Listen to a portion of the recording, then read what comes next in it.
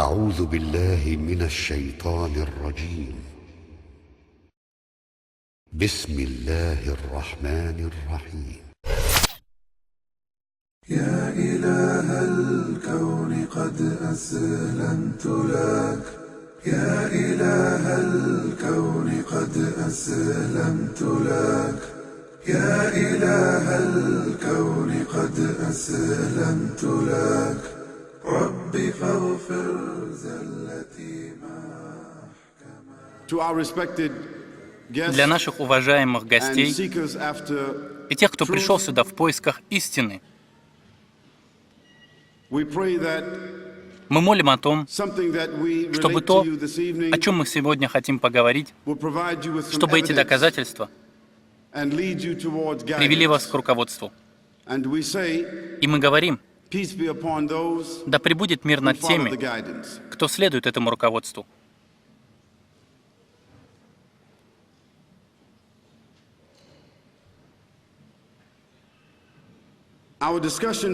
И нашу сегодняшнюю беседу я бы хотел назвать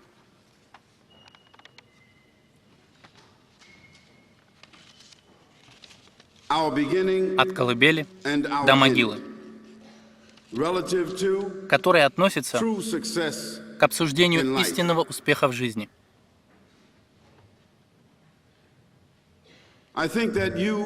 Я надеюсь, что вы согласитесь со мной, что у нас не получится преуспеть в этой жизни,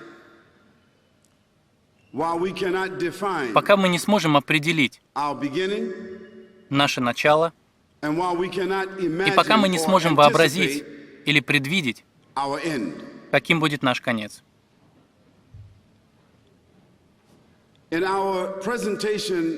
В нашей презентации прошлым вечером мы обсуждали эту же тему — истинный успех в жизни, который относится к существованию, пониманию и связыванию себя с существованием всемогущего Бога, а затем приспособить себя и существовать в согласии с Его посланием. И кто-то из вас, вероятно, присутствовал здесь, и вы смогли услышать это заявление. И вероятно, что многие из вас не слышали. И вы получите задокументированное пособие по предыдущей лекции, чтобы вы смогли связать их вместе. Конечно же, многие из вас мусульмане, и у вас уже есть убежденность в существовании Аллаха, свят Он и велик, и у вас есть доказательства Его послания. Также, будучи мусульманами, вам нужно понимать и знать, каково оно, наше начало, и неизбежно, каким же является наш конец. И для мусульман я хотел бы напомнить, что это наша обязанность, будучи мусульманами, чтобы у людей была связь с посланием и Писанием, у людей, которые развиты и связаны с системой. Это наша обязанность — делиться сокровищем этого послания. Наша обязанность — приглашать к этому сокровищу Это наша обязанность — обучать и объяснять систему. Но для немусульман, которые присутствуют здесь этим вечером, будь это 1 или их 100, мы надеемся, что вы раскроете свое сознание, что вы раскроете свои сердца, хотя бы на мгновение, и внимательно рассмотрите то предложение, которое мы предоставим.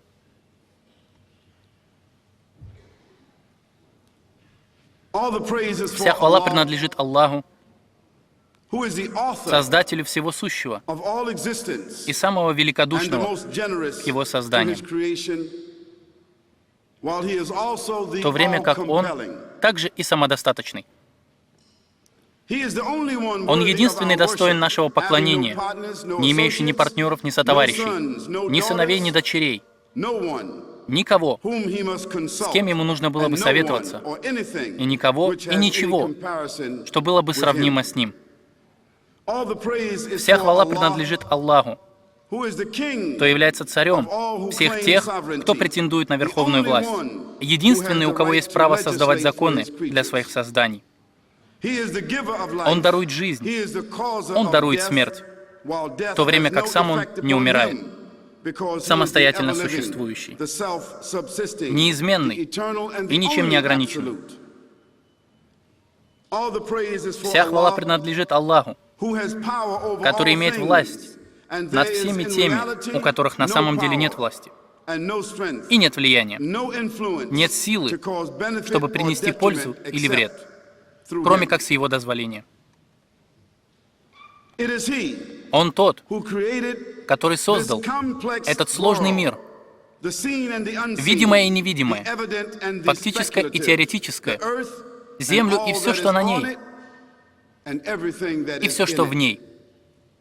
Это Он, Аллах, свят Он и велик, прекрасный и всемогущий, самый великий, который создал небеса, близкие и далекие, атмосферу и гемисферу, стратосферу, космическое пространство, звезды, планеты и галактики. Он тот, который создал все это в подробностях и в многообразии, в методическом порядке, из которого можно установить научные законы, и еще настолько ювелирно и настолько глубоко, что наука не может безошибочно измерить или спрогнозировать. Это Он, Аллах, свят Он и велик, прекрасный, всемогущий и самый великий, который создал и установил все это без промедления, после Его слова «будь». И как это сразу же сбывается.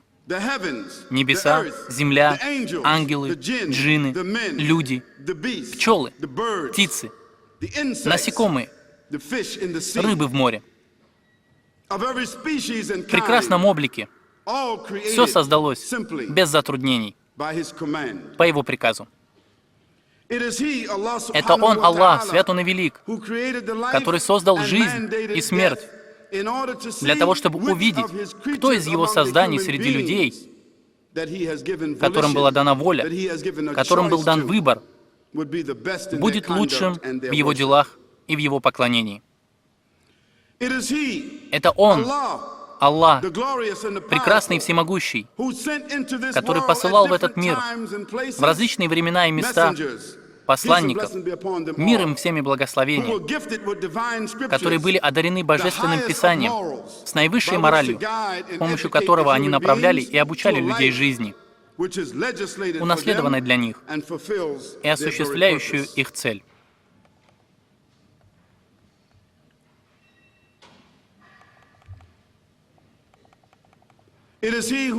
Он тот, кто послал Его посланников и пророков, мир им всем, с общим посланием чистого единобожия, которое означает, что абсолютно нет достойного для поклонения, нет достойного для подчинения, кроме всемогущего, единственного, абсолютного, у которого нет сотоварищей. Это Он, тот великий и могущественный Создатель, который наделил людей разумом, культурой, цивилизацией, временной силой, уходящими удовольствиями и положением. И еще Он подвергнул всех, кто находится в месте, которое мы зовем жизнь, нисходящей смерти. Это факт, который относится к высокомерным, богатым, непослушным, неверующим, сомневающимся, неблагодарным, развращенным, невежественным и извращенным, без исключений. Это факт, который должен быть признан, чтобы отличить правду от неправды, хорошего от плохого, истинного введения от очевидного миража этой жизни. Это для тех, кто понимает мимолетность благ этого мира, боль и сладость смерти, которая приходит без каких-либо предупреждений, обещание и неисходность могилы и воскрешения, отчет души, неизбежный суд и определение окончательного и постоянного места пребывания, блаженства рая или непрекращающихся мук ада. Дорогие искатели истины и дорогие братья и сестры по вере, мы хотим основать наше предложение священным писанием, ниспосланным посланнику Аллаха, да благословит его Аллах и приветствует, то Писание, единственное в мире, которое до сих пор в таком же виде, как и раньше. Это священный Коран.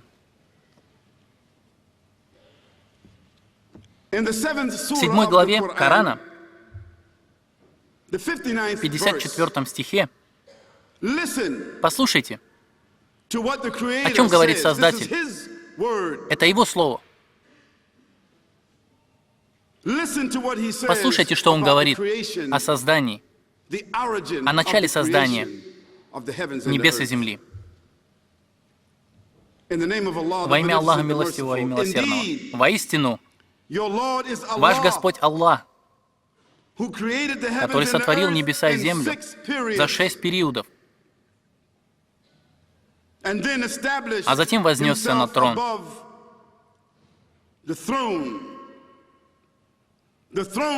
Трон, находящийся над водой и над тем, что мы называем Вселенной. Он покрывает ночью день, который поспешно следует за ней. А затем Он создал солнце и луну и звезды, и все они покорны Его воле. Несомненно, Он творит Его создание, и только Он является Создателем, и Он повелевает, и никто не разделяет с Ним этого повеления. Благословен Аллах, Господь миров.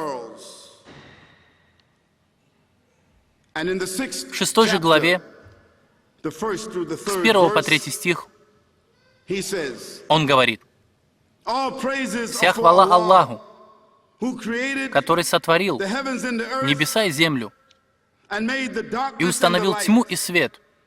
Но даже после этого те, которые не уверовали, приравнивают других к своему Господу, тогда как они не обладают никакой властью. Далее Он назначает срок для их существования. И у Него есть также назначенный срок и для их смерти и разрушения. Все это известно Ему. Но даже после этого вы все еще сомневаетесь». Затем Он говорит еще в одном месте Корана: «И я прошу вас, прочувствуйте со мной, так как это крайне важно». Он говорит нам в Коране: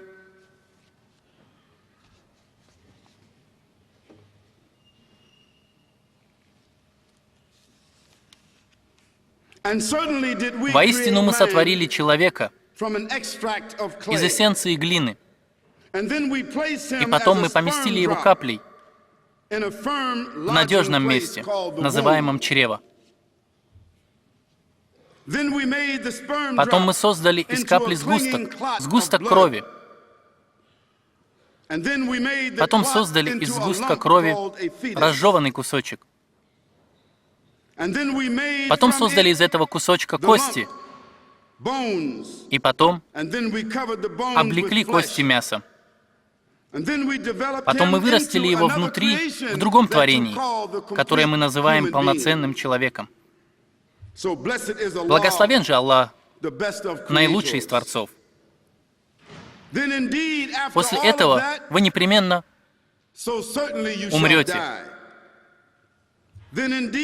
А потом, в день воскресения, в день, в котором нет сомнений, вы непременно будете воскрешены и предстанете перед судом. И он также говорит нам в Коране: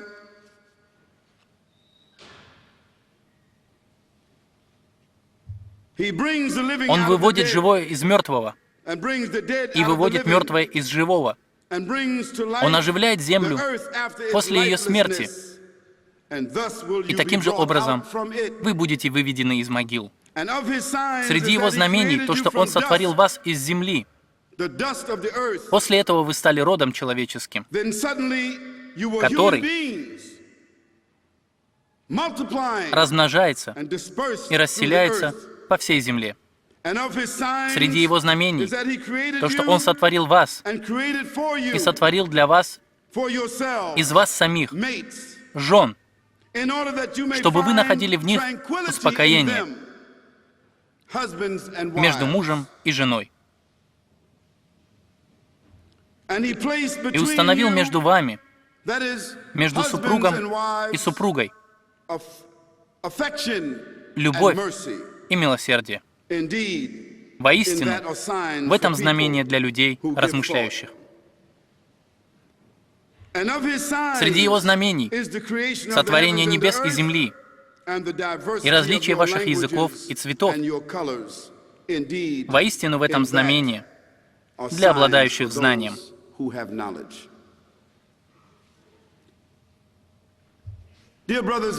Дорогие братья и сестры и искатели истины, давайте задумаемся на миг над этими словами Всевышнего Аллаха, Свят Он и Велик, и поразмышляем немного о нашем происхождении. Здесь, в этих стихах, я напомню вам, эти стихи из Корана среди других 6626 стихов все полностью были ниспосланы человеку, который был неграмотным, человеку в пустыне, человеку, который никогда не плавал по морю, человеку, у которого не было доступа к лаборатории. Он никогда не видел стетоскоп. Человек, который никогда не видел микроскоп. Человеку, который никогда не заглядывал в небо. У него не было об этом знаний. Человек, который не мог сам по себе сделать такие выводы. Эти выводы настолько ясные, настолько глубокие, что наука не противоречит ничему из всего этого. Что было первым? Первое заявление Создателя — это то, что Он создал небеса и землю Своим Словом. «Будь!» Если был так называемый Большой Взрыв, то это он и был.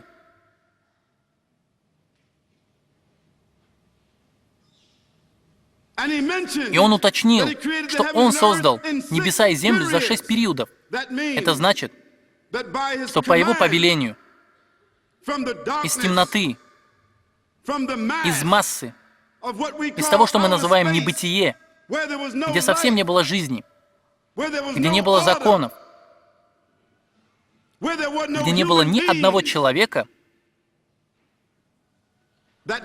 Создатель сотворил газы, сотворил массы, соединил их вместе, создал взрыв. И после такого взрыва наша планетарная и Солнечная система начала существовать.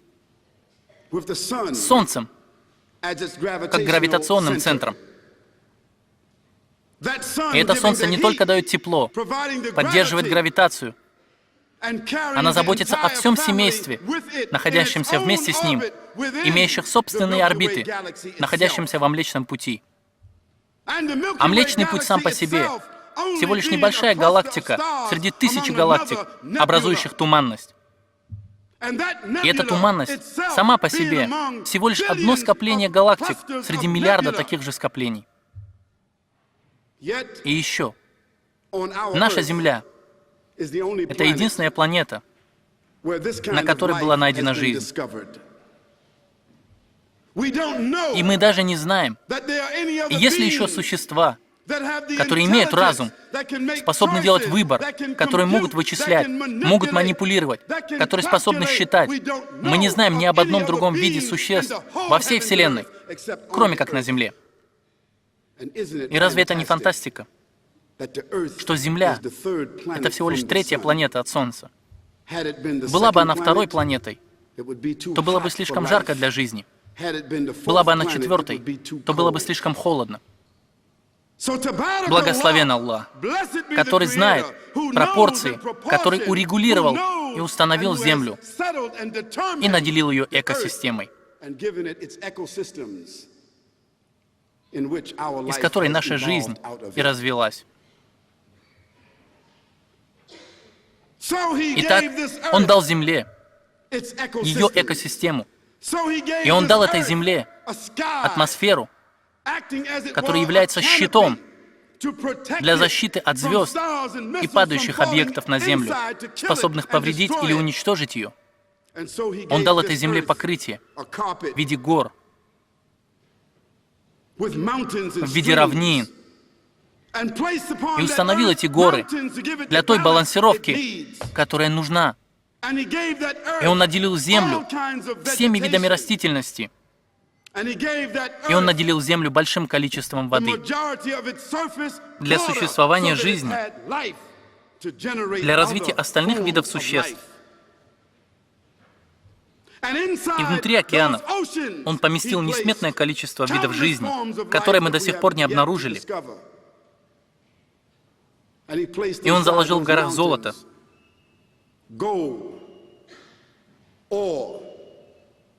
бриллианты, все то, из чего мы получаем пользу.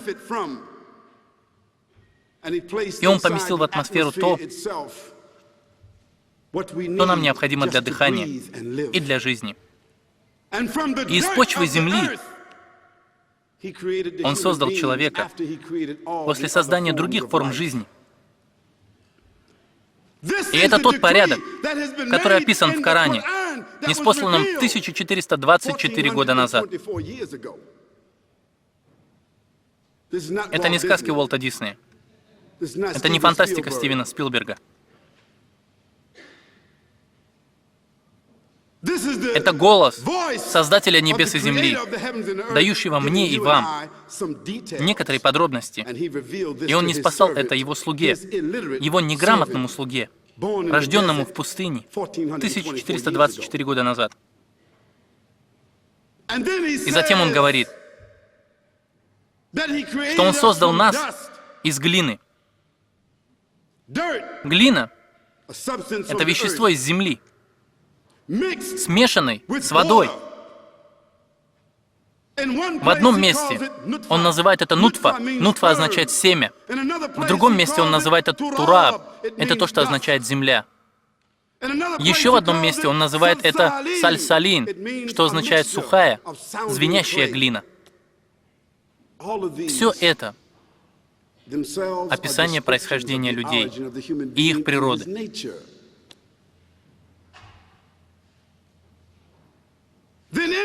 И в тех же самых стихах Он говорит, что же Он говорит? Сначала мы создали вас из семени, а после этого вы стали сгустком крови, прикрепленному к чреву матери. Поразмыслите об этом. Когда это было открыто? Путем научных исследований, путем теоретических исследований. Когда же это обнаружили? Когда это было открыто, то сперматозоид при попадании в яйцеклетку становится сгустком крови. И этот сгусток присоединяется в чреве матери. И теперь он может получать питание. И она становится проводником. И так мать становится проводником. Она начинает кормить его, даже без ее собственного согласия. Затем он говорит, из сгустка крови вы становитесь кусочком мяса. И сегодня нам известно, из научных исследований, научных документаций, что сперматозоиды, миллионы сперматозоидов продвигаются, и только один входит в яйцеклетку. И эта яйцеклетка присоединяется к стенкам чрева матери. Когда же она это сделает, она начинает расти. После ее прорастания она раскрывается и становится сгустком крови. И после того, как она закрепилась в чреве, у нее появляется инструмент, который называется пуповина. И в Коране сказано об этом. А затем он говорит, что через эту пуповину мы делаем ее средством питания. И сейчас мы знаем, что через 9 недель беременности он питается уже сам. И что же он питает? Это мозг. Это спинной мозг. Это та часть человека, которая служит для передачи всех чувств и всей индивидуальности. А затем, как известно, через 21 неделю это уже полностью сформировавшийся эмбрион. С бьющимся сердцем, с дышащими легкими, с полностью сформировавшимися глазами, с руками, с пальцами и ногтями, с функционирующими почками, полностью сформировавшимся за 21 неделю, то есть за 12, простите. 12 недель, абсолютно сформировавшийся. Затем он говорит, что он покрывает мясо кожей.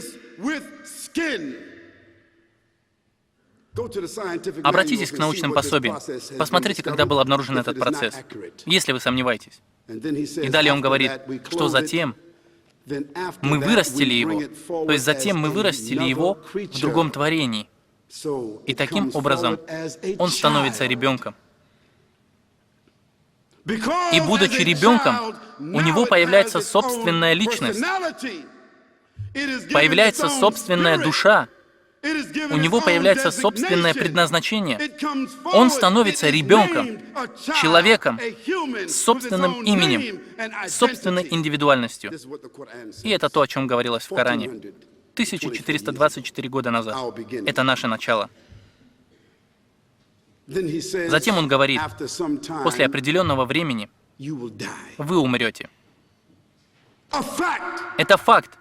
Не может быть, не некоторые из вас, не самые бедные из вас, не самые слабые из вас, но все вы пройдете через этот процесс, после чего вы умрете. И мы знаем, что даже если они используют так называемую суррогатную мать, или же они используют пробирку, процесс все равно одинаков. Ведь так? Нельзя выйти за пределы этого процесса, потому что Создатель, это Он установил закон. Конечно же, люди могут делать всякие глупости, например, использовать суррогатную мать, поместить ребенка в обезьяну. Да, они могут делать все эти глупости, если захотят, но они не изменят этот процесс. Но то, что они, может, и смогут, так это другие, похожие процессы, может, чуть отличаются, которые Создатель им предопределил.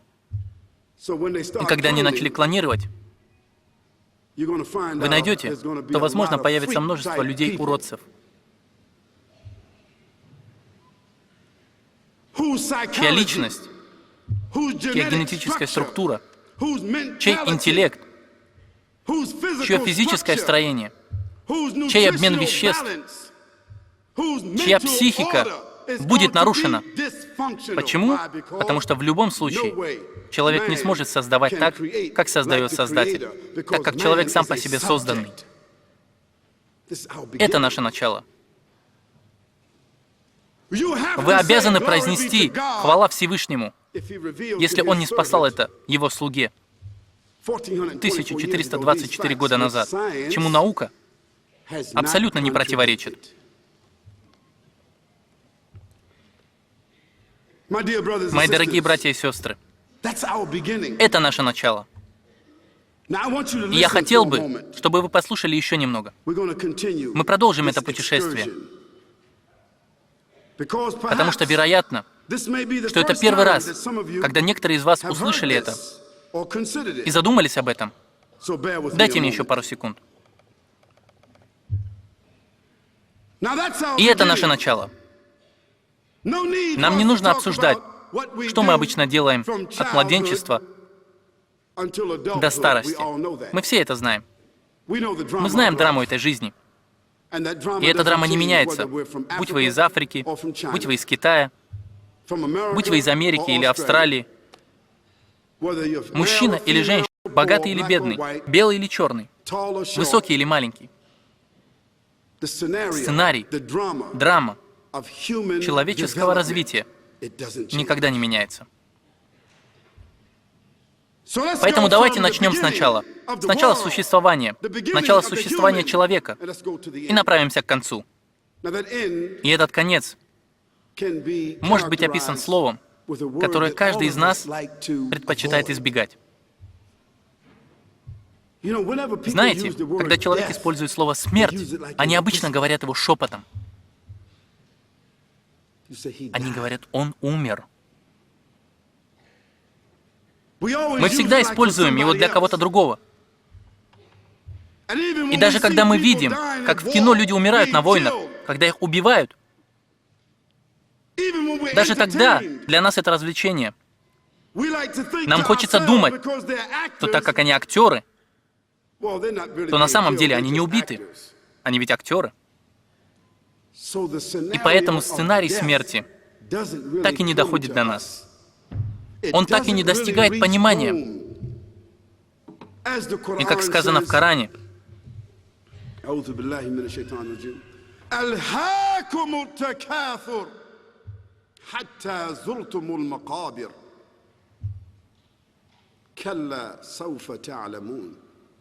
ثم كلا سوف تعلمون كلا لو تعلمون علم اليقين لترون الجحيم ثم لترونها عين اليقين ثم لتسألن يومئذ عن النعيم.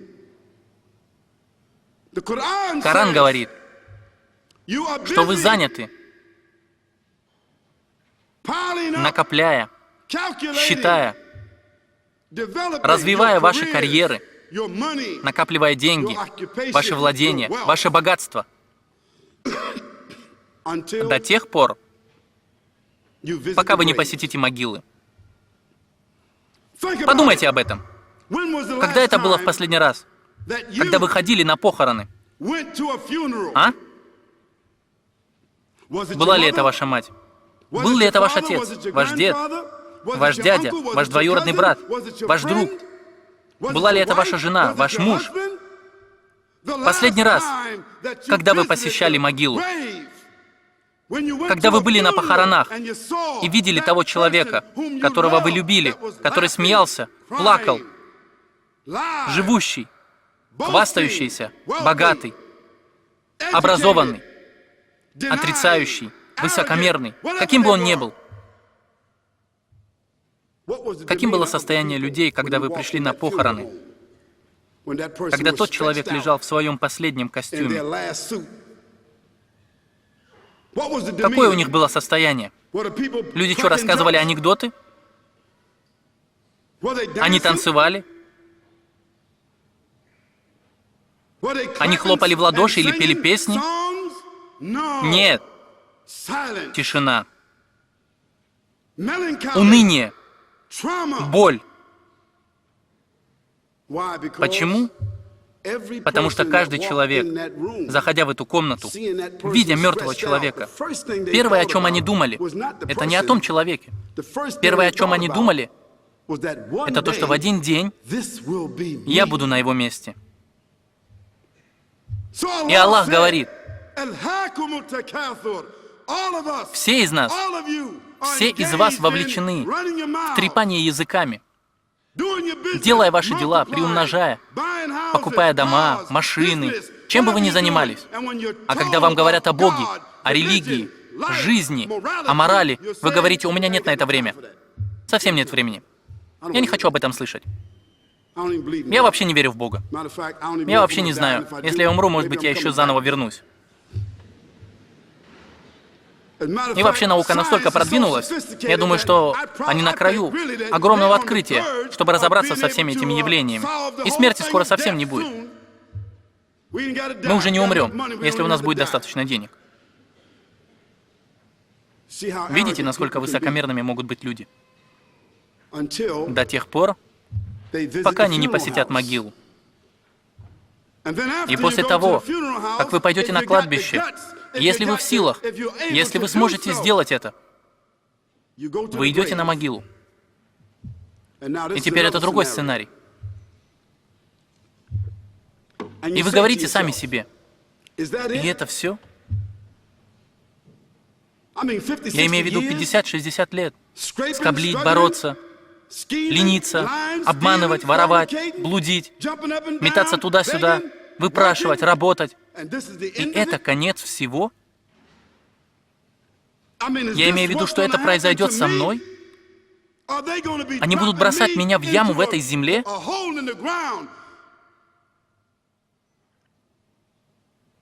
Яму в земле. Такую же яму, как и та, которую кошка роет после испражнения. Просто немного глубже. Но по той же самой причине. Кошка роет яму, потому что у нее есть достоинство, которого порой нет у некоторых людей. Инстинктивно кошка роет маленькую яму и закапывает это. Людей же надо было бы научить этому. По той же самой причине. Итак, вы и я, мы отправимся в эту яму, чуть поглубже, чем та, которую роет кошка. И все те люди, которые плачут, рвут на себе волосы, кричат, ведут себя так, как будто бы они хотят прыгнуть и лечь рядом с тобой. Но не на самом деле, конечно. Это всего лишь выступление, потому что никто не собирается прыгать туда, тем более оставаться там. Они не любят вас до такой степени.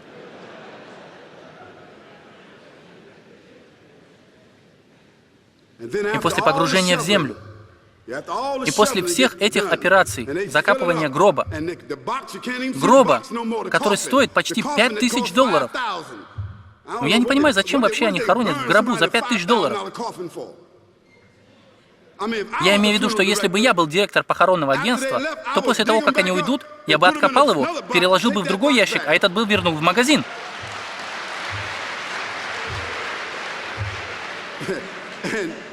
И откровенно говоря, они именно так и делают.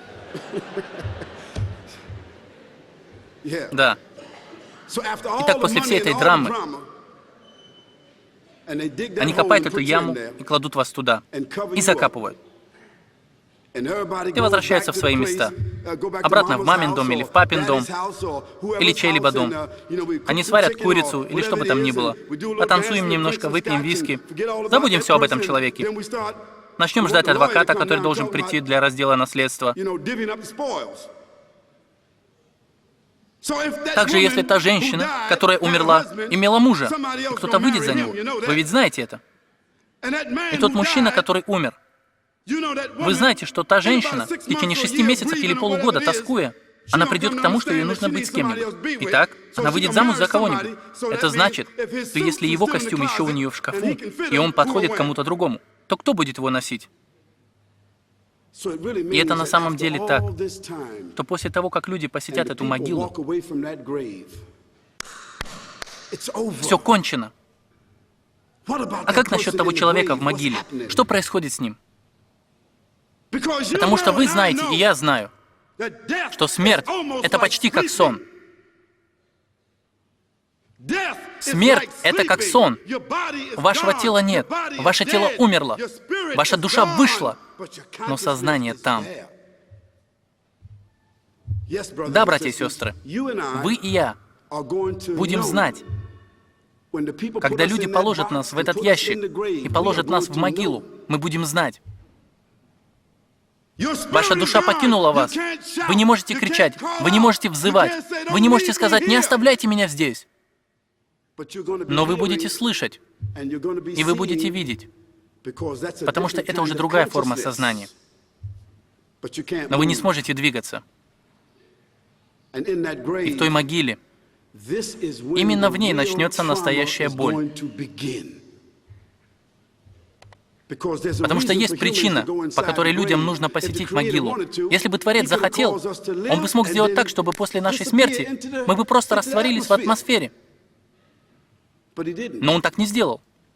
Он сделал так, чтобы мы попали в другое чрево, называющееся могилой. Все началось в чреве вашей матери, и в итоге вы попали в чрево земли, которое называется могилой. Из чрева в могилу. Вот и вся поездка. И это то, о чем мы должны подумать. То, что могила будет местом драмы, и боли, и травмы. Место, где вам зададут вопросы, до того, как вас воскресят.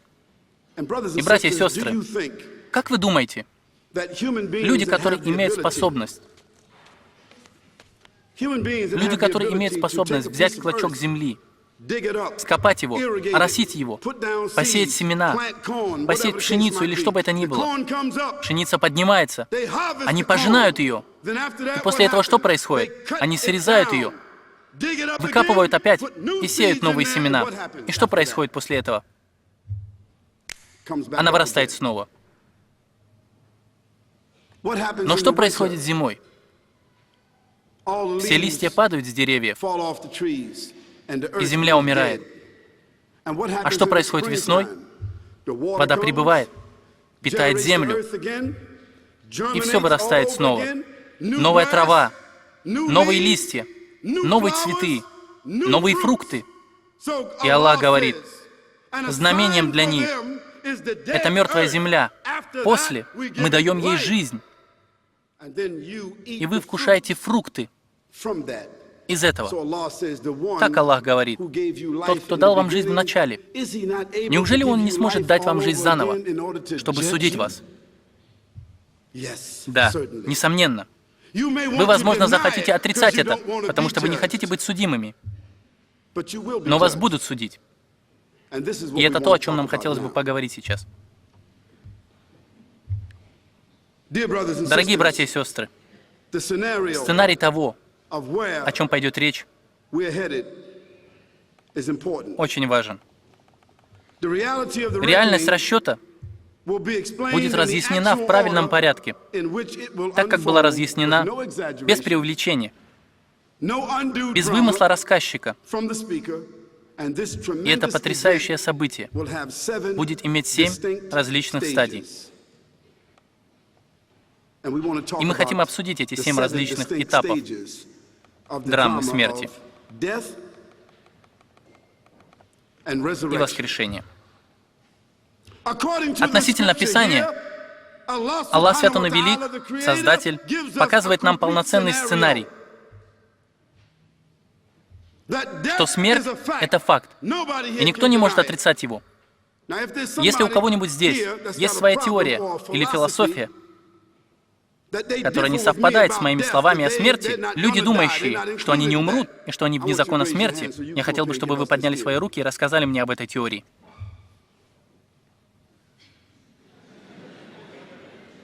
Окей, это означает, что мы все на одной и той же волне. Давайте продолжим. Итак, смерть — это факт. Что все отправятся в могилу — это факт. Если вы не хотите соглашаться с тем, что произойдет в могиле, то давайте просто пропустим это. Но Создатель говорит, что после могилы, несомненно, мы воскресим вас. И пророк Мухаммад, да благословит его Аллах, приветствует, дал нам превосходный сценарий. Он сказал, что после того, как всемогущий Аллах уничтожит эту землю, так же, как и создал ее в начале, Его словом, Он уничтожит ее.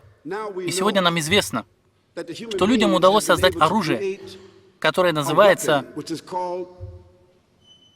солнцеэнергетическое разрушительное оружие. Это означает, что у людей появилось оружие, способное создать звук, который может уничтожить гору. И мы уже знаем, что они разработали это оружие, которое создает лазерный луч, способный проделать дыру в горе с помощью этого лазерного луча. Это то, на что способен сегодня человек. А Создатель говорит, что в судный день, перед судом, Он уничтожит весь мир. И пророк, да благословит его Аллах и приветствует, рассказал нам превосходный сценарий. Он сказал, что все случится в таком порядке, что возникнет звук, когда подует в трубу. Не в трубу Льюиса Армстронга, не в трубу Джона Колтрейна, не в трубу Майлса Дэвиса, не в такую трубу. Она будет совершенно другая. Это будет горн, который подует ангел. И раздастся звук. Первое дуновение уничтожит все живые существа в одно мгновение.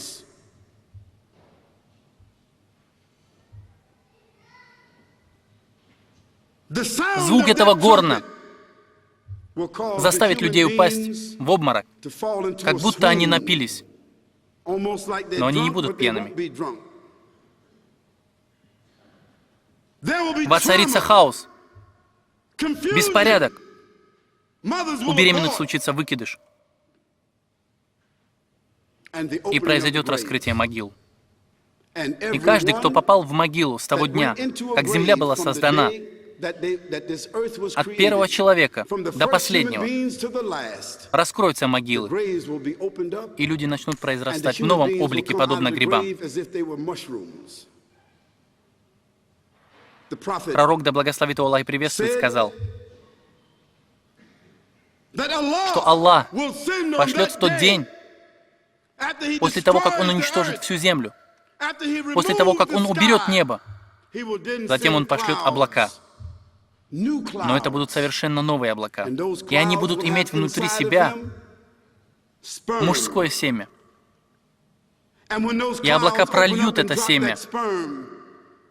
И когда оно упадет на землю, каждый из нас, семя нашего Отца, то же самое семя, с тем же самым ДНК от нашего Отца, прольется из облака и упадет на землю. И мы с вами выйдем из этой земли, подобно грибам. Полностью, как говорит Бог, вплоть до кончиков пальцев. Это означает с теми же самыми отпечатками пальцев и с тем же самым ДНК. Но только в тот день никто не сможет ничего сказать. Разве это не будет прекрасно?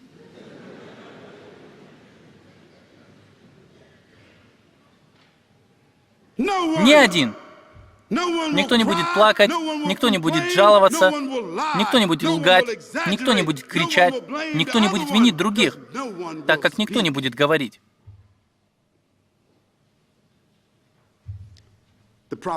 Затем пророк, да благословит его Аллах и приветствует, говорит, потом люди будут собраны на огромной светлой поверхности. Будут все люди, от первого до последнего, от Адама мир ему, от пророка Адама, первого человека, так и до последнего. Он сказал, что люди в тот день будут босыми и голыми. В тот день не будет модной одежды, не будет модной обуви, никакой одежды, ничего, что смогло бы различить их и сказать, к какому классу или званию они относятся. И его жена Аиша, да будет доволен ее Аллах, сказала, «О посланник Аллаха, да благословит его Аллах и приветствует, неужели люди будут видеть наготу друг друга?» Он ответил, «Да, Аиша, но они не будут стесняться». Они будут настолько переполнены страхом в тот день, что никто не посмеет посмотреть ни налево, ни направо. Единственное, что их будет беспокоить в тот день, это они сами. А затем начнется суд, и будут установлены весы. Почти такие же весы. Весы, которые вы видите в супермаркете. На них взвешивают бананы и фрукты. Почти такие же весы. Но только в тот день это будут уже не бананы и фрукты. Это будут дела. Потому что это все, что мы сможем предложить в тот день. Дела. В этом и содержится цель нашей жизни. Совершать дела, делать их, следить за тем, что говорит язык, оберегать свои интимные места, следить за тем, что творят руки, следить, куда идут ваши ноги, следить за мыслями, следить за тем, на что смотрят глаза, следить за тем, что чувствует сознание и о чем оно думает, следить за сердцем, какими эмоциями оно переполнено. И конечным результатом в тот день будет то, что ваши дела будут представлены вам. И люди будут распределены по группам. И в тот день каждый получит свои билеты и свои визы к своему конечному пункту назначения. Вы ведь знаете, зачем нужны билеты и визы. Билет должен доставить вас куда-либо, а виза — это разрешение на это. Дорогие братья и сестры, и те, кто ищет истину, если вы сомневаетесь в том, что именно таким будет ваш и мой конец, позвольте мне напомнить вам и напомнить самому себе, что жизнь очень коротка. И пророк, да благословит его Аллах и приветствует, сказал: люди будут воскрешены все вместе. Мужчины и женщины, джинны, шайтаны, пчелы, птицы, птицы и пчелы. Он сказал, они будут голыми, необрезанными, босыми. Они будут голодны, и их желудки будут гореть, и солнце будет приближено к ним на расстоянии 1 мили. Вы можете себе такое представить? Я имею в виду, сейчас солнце находится на расстоянии 93 миллиона миль от Земли. И вы знаете, насколько бывает жарко в некоторых местах на Земле. Можете вы себе представить, что Земля будет в 1 миле от Солнца?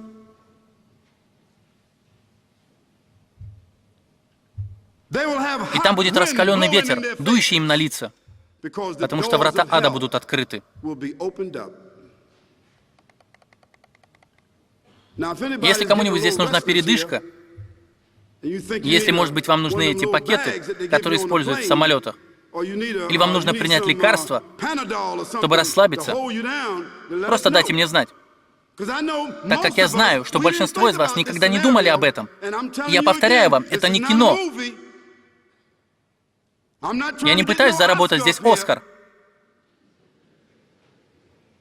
Это Писание, дающее вам шанс для обдумывания. Они будут истекать потом, настолько, что их пот создаст реки до их колен, до их пояса, до плеч, и у некоторых людей вплоть до носа, из своего собственного пота. Они будут истекать слезами, пока их слезы не станут ручьями. И когда они уже больше не в состоянии будут плакать, они начнут плакать кровью.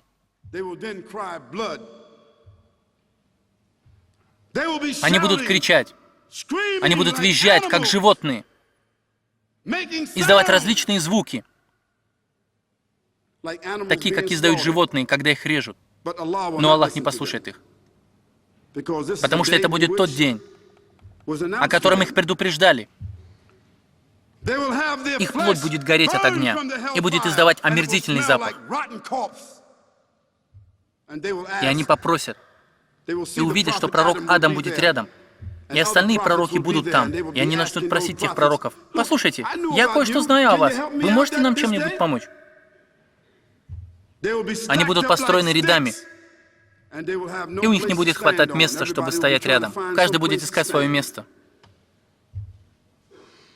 И они будут так страдать в тот день, что попросят: «Господи, избавь нас от страданий, просто отправь нас в ад». не осознавая, что пламя ада будет в миллион раз сильнее того места, где они сейчас стоят. И это будет лишь началом судного дня.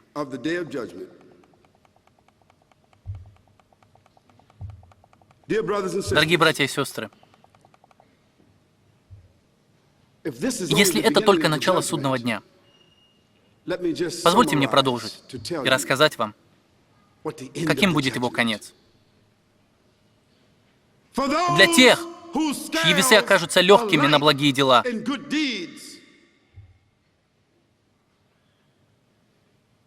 их местопребыванием, несомненно, окажется адский огонь. Наказание, которое мы не сможем себе даже представить. И, конечно, вы можете сказать мне, что это звучит как сон. Я не верю в это. Но ведь вы даже не хотите верить, что вы умрете. Вы даже не можете себе это представить. Вы не в состоянии представить себя в могиле. Вы не можете вспомнить время, когда вы находились в утробе своей матери, и не сможете вспомнить ничего до этого. Но ведь все это было реальностью для того, чтобы вы появились здесь. И все это было реальным для того, чтобы вы покинули это место. И, несомненно, этот вопрос о судном дне взят из Писания. И каждый Божий пророк рассказывал людям об этом сценарии. И все, что я сегодня делаю, братья и сестры, это лишь напоминаю вам об этом сценарии. Все мы умрем. Все мы отправимся в могилу. Все из нас подвергнутся суду. И всех нас направят в одном или в другом направлении.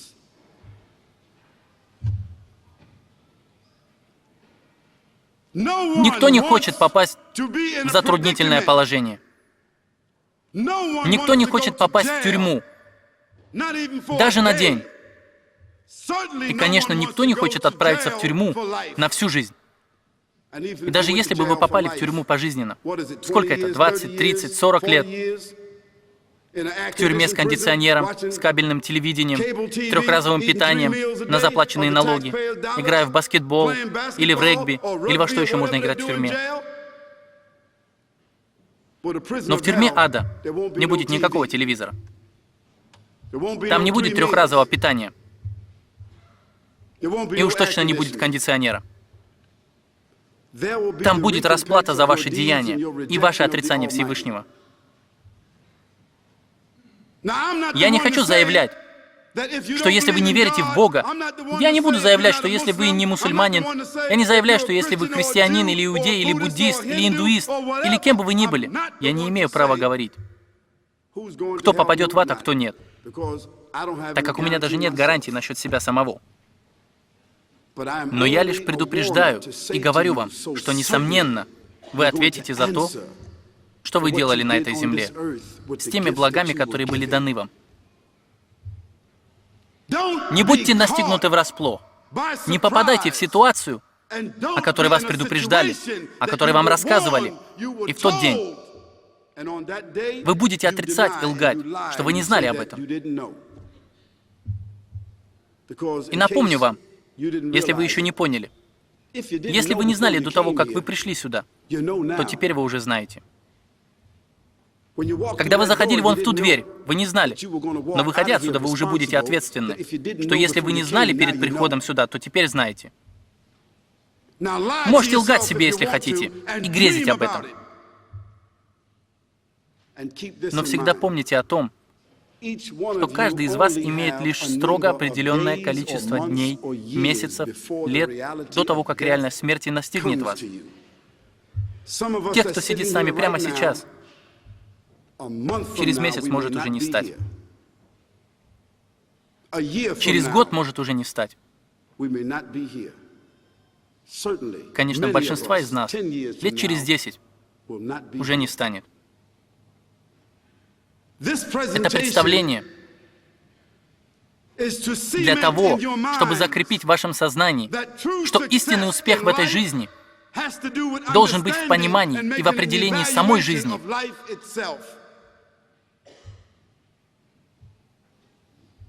Сделайте самоанализ. Пророк, да благословит его Аллах и приветствует, сказал нам: думайте о жизни до вашей смерти.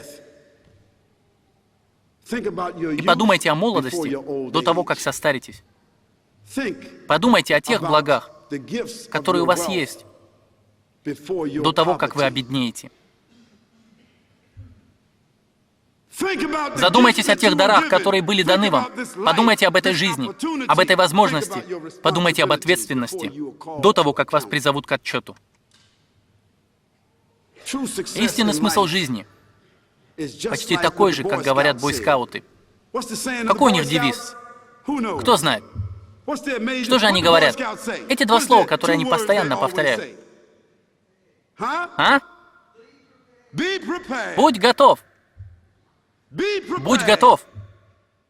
Но только бойскауты не говорят значение «будь готов к смерти».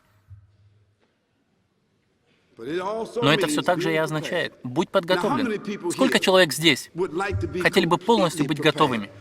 Или кто-то хочет просто подготовиться к завтрашней работе? Или в понедельник?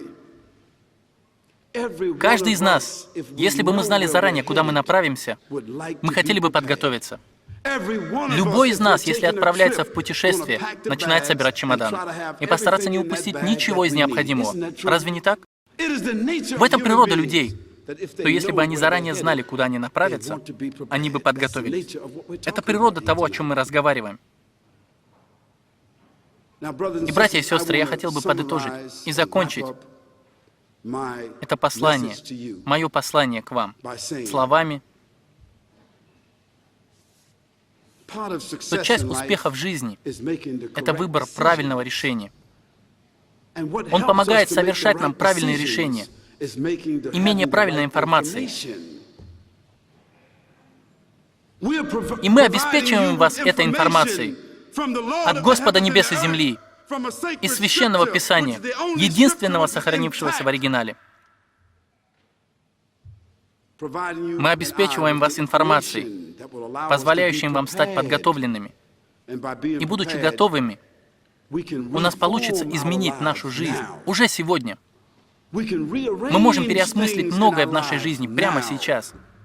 Мы можем пересмотреть многое, будучи внимательными, и мы можем пересмотреть многое по отношению к Создателю, по отношению к нашему Богу, прямо сейчас. Мы можем расплатиться с долгами, которые занимали. Мы можем возместить убытки, которые скопились. Мы можем начать совершать поклонение. Мы можем хотя бы сказать: «О Господи, я благодарю Тебя за дарованную жизнь. О Боже, я прошу у Тебя силы. О Боже, я прошу у Тебя времени. О Господи, я молю Тебя о милости. О Господи, я молю Тебя о прощении. Господи, дай же мне возможность, и я переделаю свою жизнь, и я изменю самого себя для того, чтобы быть готовым к тому дню, в котором нет сомнений». И здесь нет ни одного, кто поступил бы в колледж без надежды на его окончание и получение образования или диплома. Разве не так? Здесь нет ни одного, кто не ходил бы на работу без желания того, чтобы ему заплатили в конце месяца. Итак, каждый понимает, что это принцип. Каждый понимает вознаграждение и наказание. Это знает каждый. И мы говорим сегодня о подготовке себя для вознаграждения или наказания. Подготовке себя для награды. Я хотел бы задать вопрос. Очень простой вопрос. В нем нет никакого подвоха. Сколько здесь людей, которые внутри себя по-настоящему, серьезно задумывались о цели жизни? Сколько людей думали об этом серьезно? О цели нашей жизни? Сколько людей размышляли о цели нашей жизни? Я имею в виду хотя бы минуту, сидя наедине с собой, в своей комнате, идя по какой-нибудь дороге, или в церкви, или на автобусной остановке, лежа в кровати, в больнице, или когда вы посещали морг. Сколько людей думали хотя бы однажды за всю жизнь, в чем же смысл, какая цель всей этой жизни? Сколько людей? И даже если вы нашли ответ или нет, я хотел бы задать еще один вопрос. Сколько людей, которые спрашивали сами себя или говорили сами себе, что если бы я действительно знал, в чем цель жизни?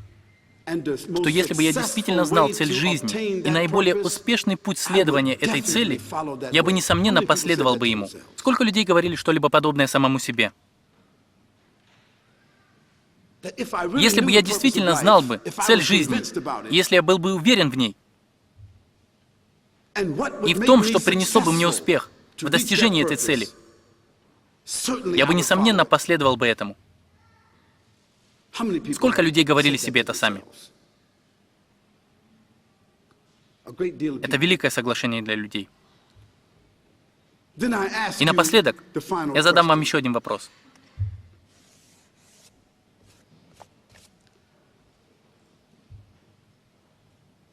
Сколько людей верят внутри себя, что они понимают цель этой жизни, и что они также убеждены в успешных способах для достижения этой цели? Сколько людей могут такое сказать?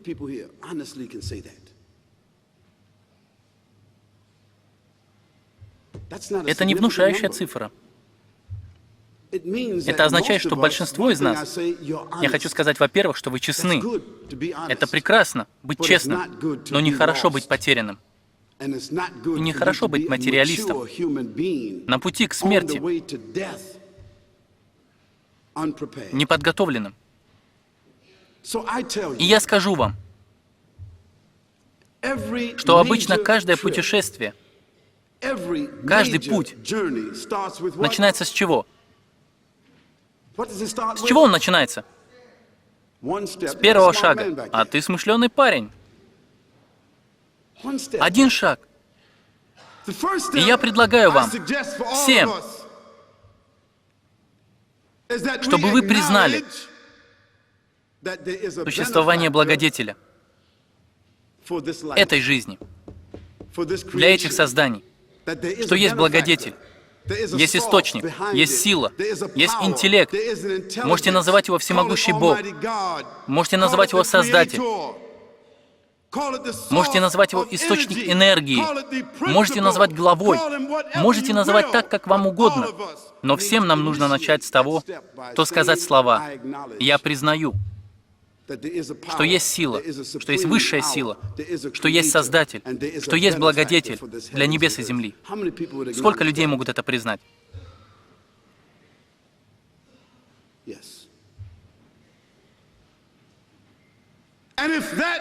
Ну, в таком случае мы можем легко перейти к следующему выводу, что нет никого, кто был бы достоин признания, что нет никого достойного нашего внимания и нашего подчинения, что нет никого, имеющего больше привилегий, и что нет никого достойного нашего поклонения, кроме этого благодетеля.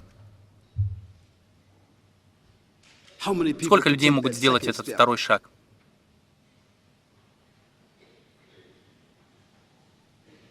Два шага, чтобы перейти к решению, которое поможет всем нам понять наше начало и наш конец, и те шаги, которые мы можем сделать для получения успеха в жизни. Если мы принимаем благодетеля, если мы принимаем силу, если мы принимаем этот интеллект, если мы принимаем, что существует высший разум, сопровождающий эту жизнь, который спроектировал в ней все, включая и нас самих, то мы должны также признать, что мы, люди, зависимы. И иначе говоря, мы созданные. Говоря другими словами, мы обязаны соблюдать некоторые правила и законы. И если здесь кто-либо, кто не считает себя созданным и не подчиняющимся каким-либо правилам и законам, если они найдутся, то я предлагаю им подняться на крышу этого здания и спрыгнуть с нее. И посмотреть, смогут ли они отрицать или опровергнуть закон гравитации. Задержите ваше дыхание хотя бы на 10 минут, если вы можете, и посмотрите, сможете ли вы избежать или отрицать человеческую нужду в кислороде. Нет, вы не сможете. Даже что-то легче этого. Если у вас есть власть над собой, власть хоть над чем-то, то перестаньте моргать. Прямо сейчас. Не моргайте. Всего лишь не моргайте.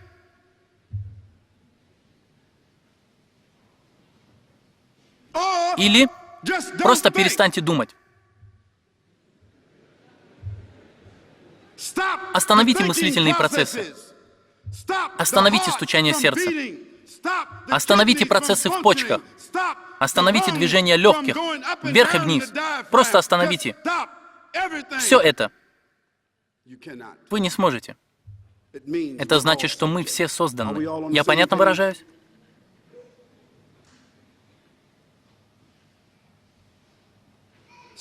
Итак, третий шаг после принятия благодетеля, высшей силы, и второго шага, что эта сила, конечно же, не может никто и ни одна другая сила быть достойной нашего внимания, нашего подчинения.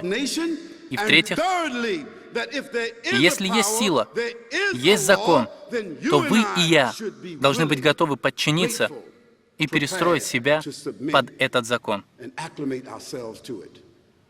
Сколько людей могут сделать этот третий шаг и сказать: «Да, мы должны».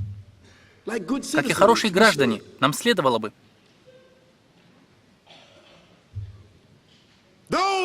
Те три заявления, такие же утверждения, которые мы, будучи мусульманами, заявляем, говоря: это и было сказано. Мы говорим это на арабском, в очень содержательной форме. Это то, что означают те три утверждения. «Ля» — нет никого иного, кроме Иляха. Нет иного Бога, нет иной великой силы, другого благодетеля, Илля-Аллах, кроме Создателя, который один, у которого находится вся сила. И мы, люди, обязаны этой силе подчиняться и поклоняться, и повиноваться. Мусульмане, скажите «Ля иляха илля-Аллах». Простое заявление.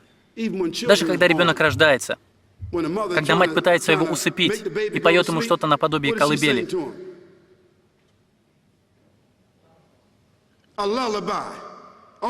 звучит почти как «Ля иляха илля-Аллах». И когда люди радуются в церкви, что они говорят? «Аллилуйя! Аллилуйя!» Звучит почти как «Ля иляха илля-Аллах».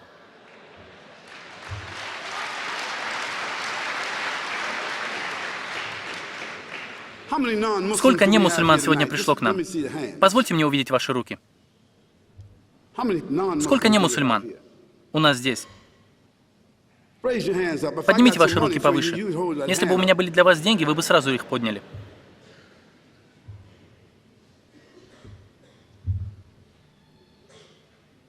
Я обращаюсь к немусульманам. Никто не возьмет вас в заложники сегодня. И никто не собирается навязывать вам ответственность на то, за что вы не хотите быть ответственными. В этом нет никакого обмана. И мне не платят за головы. Мне не платят ни за какие свидетельства. И у нас нет бассейна сзади, чтобы погружать в него кого-либо.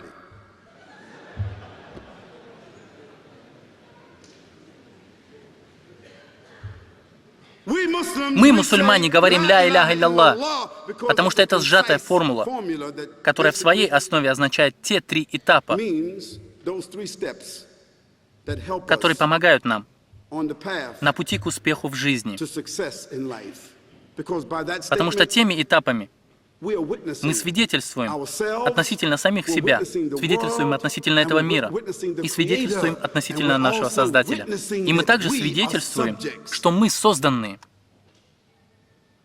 Это самый разумный шаг. Не мусульмане. Повторите и скажите вместе со мной: что нет достойного поклонения, кроме благодетеля, даровавшего нам жизнь. Скажите это.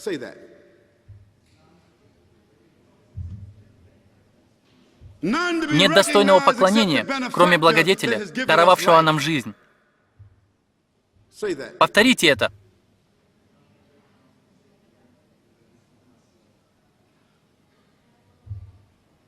И тот благодетель,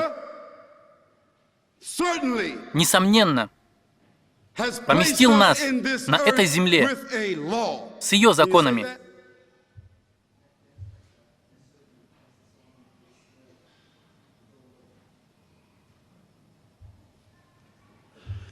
И я, как человек, я признаю и я покоряюсь этому закону.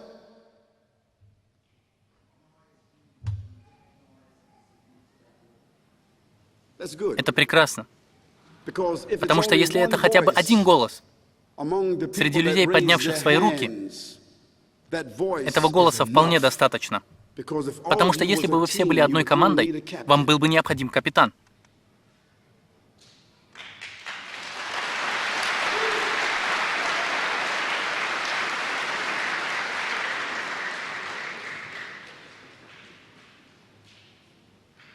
Многие люди думают, что цель исламских лекций,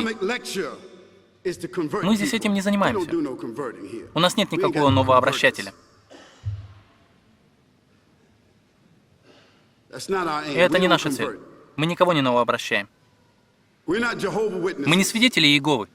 Мы не пытаемся заставить людей засвидетельствовать Иегову и спасти свою душу.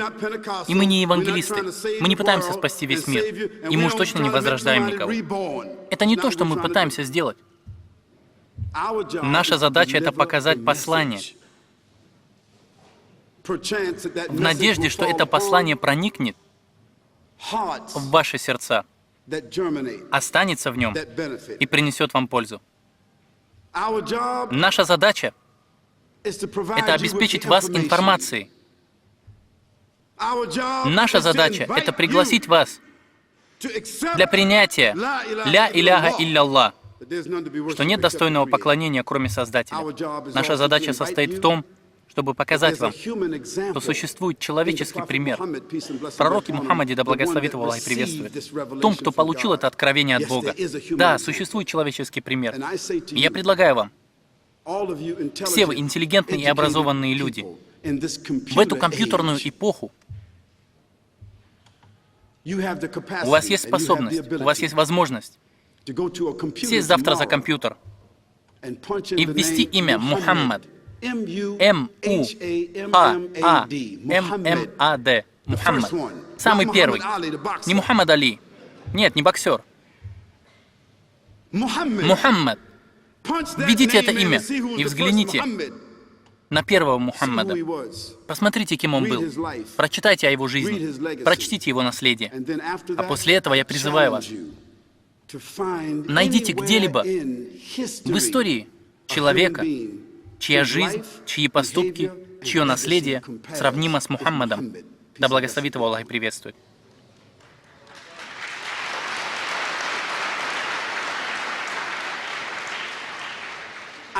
Я вызываю вас, если вы завтра сядете за компьютер, загрузите любую информацию, будь это ваш отец, ваш дед, Уинстон Черчилль, ваш герой, о ком угодно, или о вас самих, если вы считаете, что ваше наследие величественнее, чем его. Позвоните нам по номеру, который вы видите на тех пакетах, и я обещаю вам, что мы дадим вам 5000 фунтов завтра же. Но вы не найдете. Телефон будет молчать.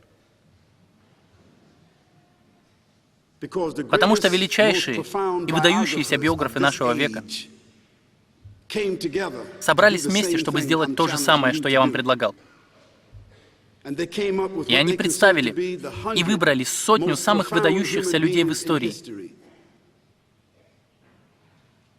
И эти 100 человек, самых выдающихся людей в истории, они подразделили на категории. Итак, эти наиболее выдающиеся историки и биографы современного мира Из этих 100 людей, личностей, которые определили, которые включают также в себя Иисуса Христа, мир Ему и Его благословенной Матери, который включал в себя, какое имя, вы думаете, они решили поставить во главе этого списка? Я не предлагаю вам угадывать. Я скажу вам сразу. Это имя Мухаммад.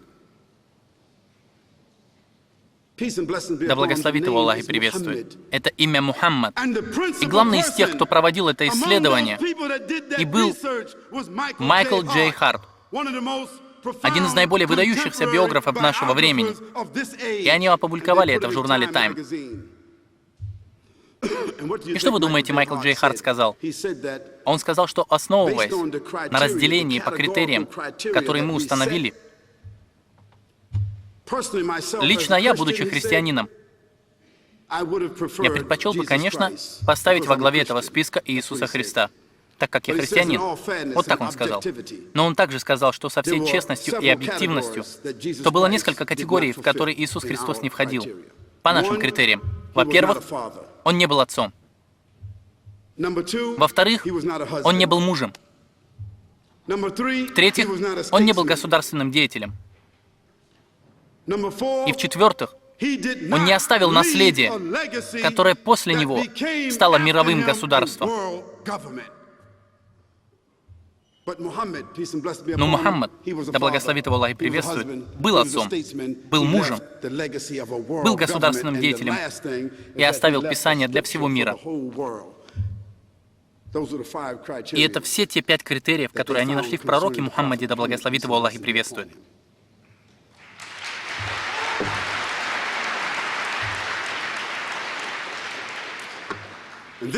Вот почему мы, мусульмане, у нас не возникает никакого сомнения сказать, что Мухаммад – посланник Аллаха. Мусульмане, повторите это. У нас нет колебаний в произнесении этого. Как и нет сомнения в любви и уважении и в привязанности к Иисусу Христу, Иоанну Крестителю, Соломону, Давиду, Аврааму, Моисею, ко всем пророкам всемогущего Бога.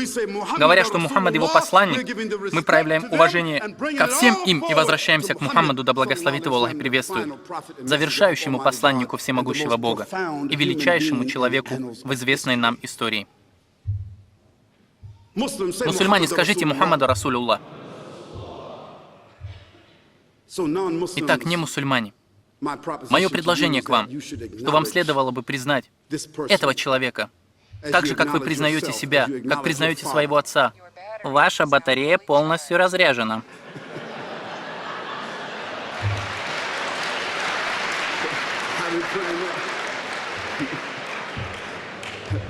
Я не планировал этого, честное слово.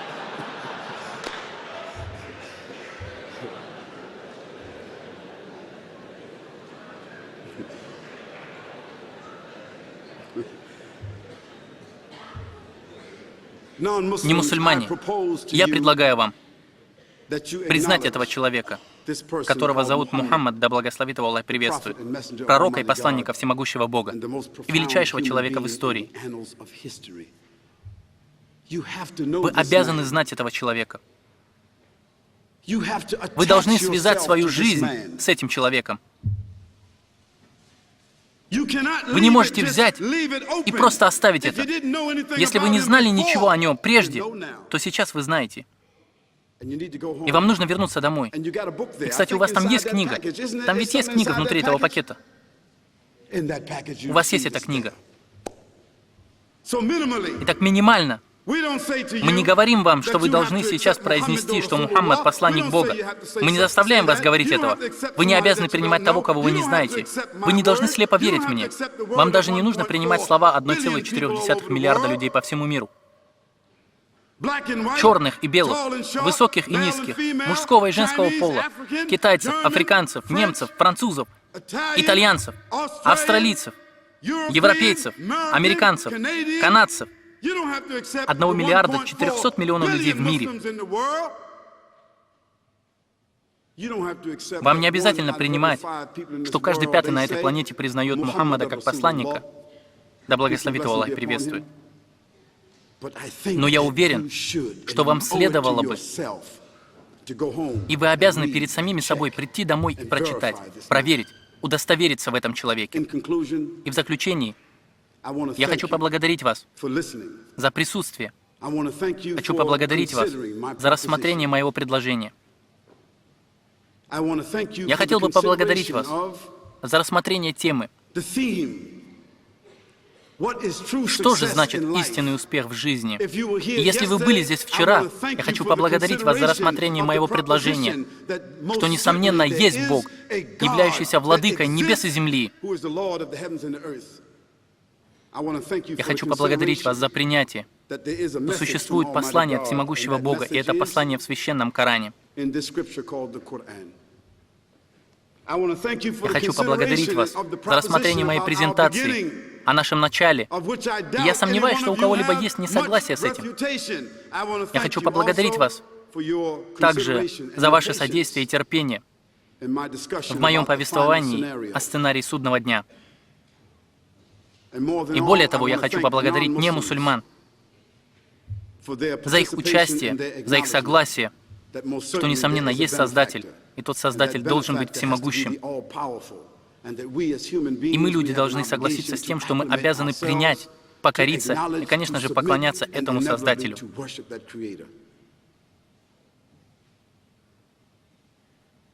И на этом я считаю, что наша задача закончена. Первый вопрос такой. Я не мусульманка, и я хотела бы принять ислам. Прямо здесь и прямо сейчас.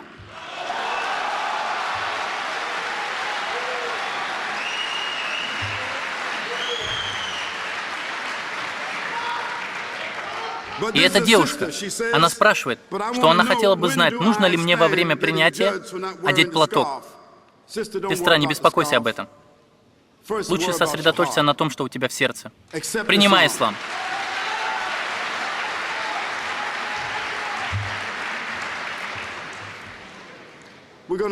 И мы, иншаллах, вернемся к этой юной леди очень скоро. Следующий вопрос от маленького ребенка, которому 6 лет. Он хочет знать, каким будет рай.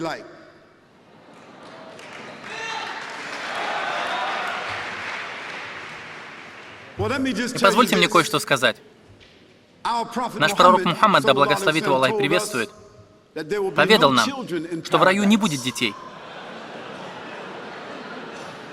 Подождите минутку. Это потому, что все дети, которые умерли, или были убиты, или умерли с голоду, от болезней, в раю, в судный день, дети не будут судимы, потому что дети в исламе считаются безгрешными. И в раю, как пророк Мухаммад, да благословит его Аллах и приветствует, сказал нам, что всем обитателям рая будет 33 года, и они уже больше не состарятся. Если этот 6-летний мальчик захочет знать, как будет выглядеть рай, мы считаем, что если всемогущий Бог позволит тебе вырасти в вере, то ты будешь в раю. Но в случае, если ты не станешь старше, если тебе не будет суждено стать взрослым человеком, то, попав в рай, тебе также будет 33 года.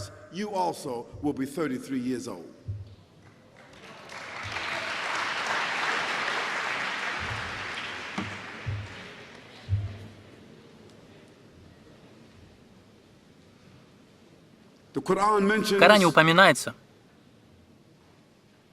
что в раю не будет пота, не будет плохих запахов, никому не придется принимать душ, никто не состарится, никто не устанет, не будет ограничений, не будет злословия, никому не придется работать, испытывать трудности, никому не придется ни за что платить, у каждого будет свой дворец. Замок. У каждого будет свой дворец. И дворец в раю может быть даже в 5 или даже в 10 раз больше того зала, в котором мы сегодня находимся. И у каждого будет такой дом. У всех будут прекрасные одежды. Каждый будет лежать на прекрасных ложах. обшитых жемчугом и бриллиантами. У каждого будет еда, та, которую они пожелают, без надобности ее готовить. Фрукты будут расти внутри ваших садов, так что вы позовете их, и они склонятся к вам на руки. За каждым будут прислуживать. Никому не нужно будет говорить, убирать за собой или мыть посуду. За каждым будут прислуживать. Рай означает то, что все то, о чем вы мечтали в жизни, все то, чего вы хотели получить, вы получите там, в высшем уровне. И лучшее из всего, что ни один обитатель рая не умрет. Каждый будет жить вечно. И словами там будут мир. Если ты мой приятель, и мы вместе окажемся в раю, я смогу прийти в твой дворец, и мы сможем устроить там вечеринку.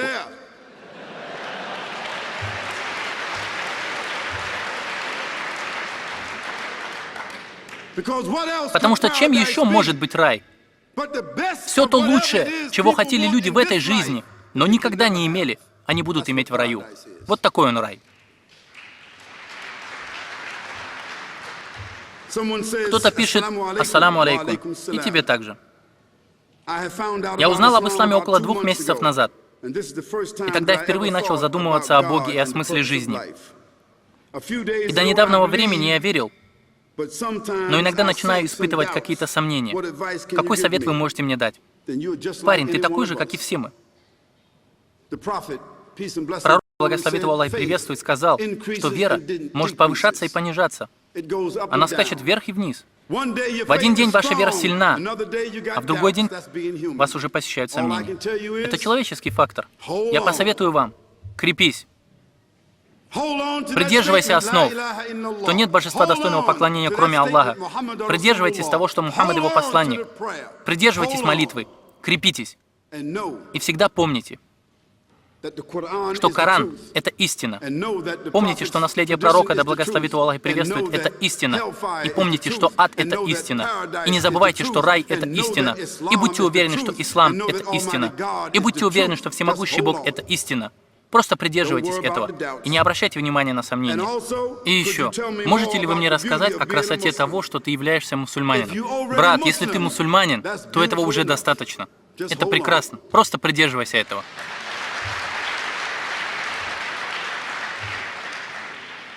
Так, я новый мусульманин, но моя мать убежденная католичка. У нее болезнь шизофрении. Будет ли она ответственна за непринятие ислама? Так если мне не изменяет память, то шизофрения — это раздвоение личности, так? И может быть, одна личность и не будет ответственна. Но если вторая могла понимать что-то о Боге и о жизни, вероятно, она будет судима. Моим ответом на это будет то, что я не имею полномочий отвечать на данный вопрос. И вам известно состояние вашей матери лучше, чем мне. Я вам предлагаю следующее. Вам необходимо быть рядом с вашей матерью и проявлять заботу о ней. И попытаться, как только вы можете, через свои поступки доказать ей, что нет никого достойного для поклонения, кроме всемогущего Бога. Забудьте о том, что она убежденная католичка. Это может оказаться и к лучшему. Просто будьте добры к ней. Ухаживайте за ней. Делайте все то, что обязаны делать сын или дочь. И путем вашей доброты и поступков, через советы, не переживайте о шизофрении и раздвоении личности, потому что я знаю огромное количество двуличных людей, даже среди мусульман.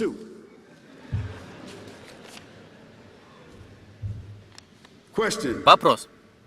Я немного разочарован.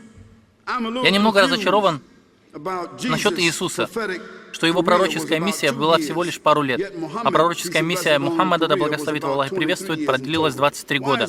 Почему тогда же христианин в мире больше, чем мусульман? На самом деле не должно быть никаких разочарований насчет миссии Иисуса Христа. Его пророчество было приказом всемогущего Бога, она не была распоряжением самого Иисуса Христа. И миссия пророка Мухаммада, да благословит его Аллах и приветствует, длившаяся 23 года, также была приказом Бога, а не распоряжением Мухаммада, да благословит его Аллах и приветствует. Я просто скажу, для прояснения, что примерно 1,3 миллиарда людей в мире христиане, и примерно то же самое число мусульман. И может быть некоторые мусульмане скажут, что их больше, некоторые христиане скажут, что их больше. Это не важно. Суть в том, что вместе мусульмане и христиане — это почти половина населения мира. Одни считают, что они следуют Иисусу Христу, другие — Мухаммаду, да благословит его Аллах и приветствует. И это значит, что есть люди, которые признают, как им кажется, а некоторые, несомненно, признают, что нет никого достойного поклонения, кроме всемогущего Бога.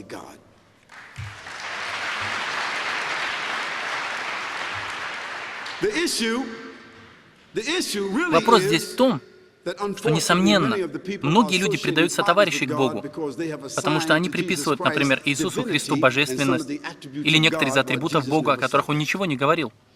В этом проблема. Но это уже совершенно другая тема, о которой мы поговорим позже. Другой вопрос — разрешает ли ислам придерживаться культуры? В исламе есть правила и постановления для регуляции нашей повседневной жизни. И позволяют ли эти правила придерживаться культуры? Так как нам известно, что шариат указывает нам на поддержание родственных связей.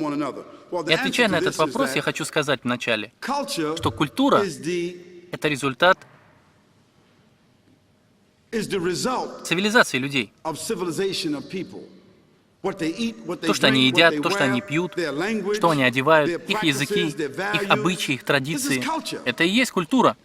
И каждая группа людей имеет различный набор обычаев. Но ведь они все люди, и все их культуры переплетаются. И ислам говорит, что все, что есть в культуре человека, что не противоречит Богу, тогда придерживайтесь своей культуры, потому что в ней нет ничего плохого.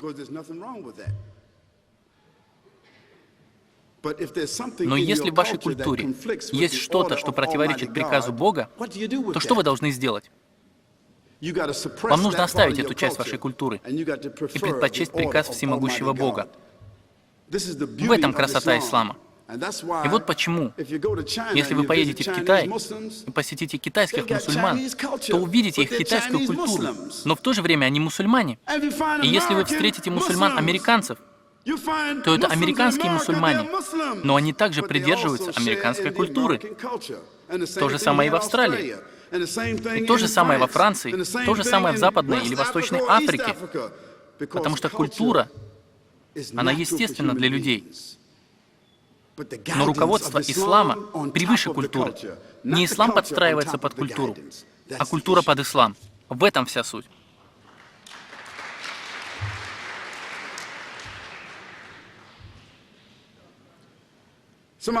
Так, кто-то спрашивает, что в списке выдающихся людей Мухаммад, да благословит его Аллах и приветствует, был первым. А на каком месте был Чарльз Дарвин? Ну, среди тех 100 людей, которых они выбрали, Чарльз Дарвин даже не попал в этот список.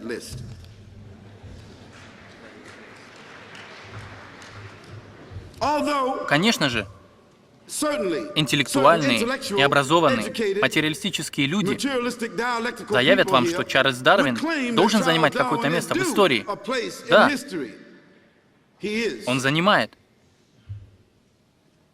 Но сам Чарльз Дарвин перед своей смертью был немного разочарован по поводу того, что он заявил всему миру. И мы здесь говорим о разностороннем наследии. Не о человеке, пришедшем с теорией, не о человеке, который пришел с выдумкой. Мы ведем речь о человеке, который по всем категориям оказал самое глубокое влияние на людей с точки зрения морального, духовного, законодательного, исторического, общественного уровня. А Чарльз Дарвин не был таким человеком. Немусульманин спрашивает, почему вы думаете, что нет смысла в том, чтобы кто-то был ответственен за дела других? Например, то, что Иисус умер за грехи всего мира. Ну, во-первых, честно говоря, если Иисус и умер за грехи всего мира, я имею в виду, сколько лет назад это произошло? Примерно 2000-2004 года назад. Если Иисус умер за грехи всего мира, если мы даже просто предположим это, хотя Иисус не говорил об этом, это кто-то другой сказал об этом, но давайте предположим даже так, что если Иисус умер за грехи всего мира, это означает, что грехи кого-либо, за которые уже умер Иисус, сотрутся, и они не будут судимы, ведь так? А во-вторых, как так получается, что Иисус умер за грехи всего мира, и в то же самое время рождается ребенок, который несет на себе грехи всего мира? Кто-нибудь объясните мне это. Разъясните мне это. Это будет двойное наказание для Иисуса и для новорожденного ребенка. Это будет двойным наказанием. В этом просто нет смысла. И это не подтверждается Писанием. Это основывается на другой теории и на других предположениях, представленными различными группами людей, которых нам не следовало бы обсуждать здесь, так как наш разговор идет о доктрине Павла и о Никейском соборе, или об Эфейском соборе, или любых других доктрин. Наш разговор не об этом. Дело в том, что это не основано на словах Иисуса Христа, и это не подходит к посланию ни одного из пророков, и по этой причине мы это отвергаем. Что в Коране сказано о Марии? Мария, мать Иисуса Христа. Так, давайте посмотрим. Что же Коран повествует о Марии? Он говорит о Марии. Это 19 глава Корана, которая содержит в себе 98 стихов. Вот что в Коране сказано о Марии.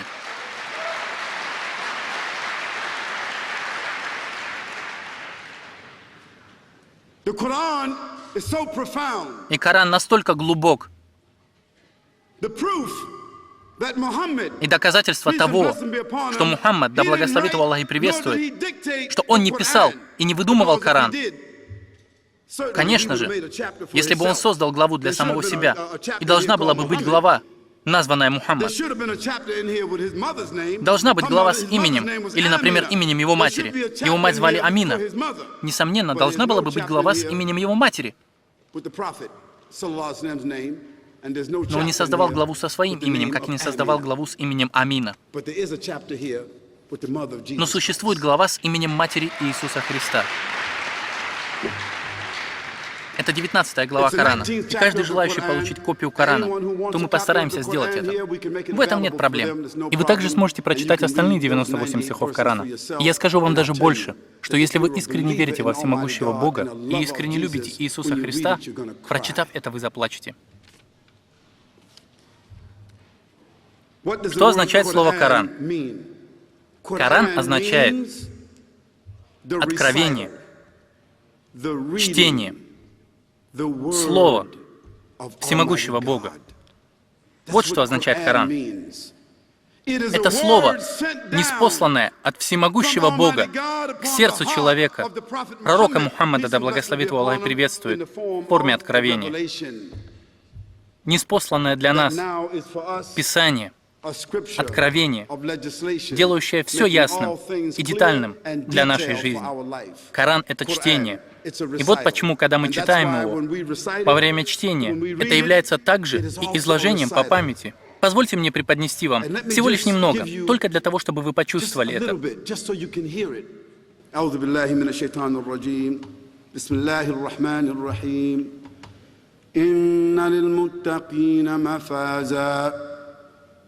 حدائق وأعنابا وكواعب أترابا وكأسا دحاقا لا يسمعون فيها لغوا ولا كذابا جزاء من ربك عطاء حسابا رب السماوات والأرض وما بينهما الرحمن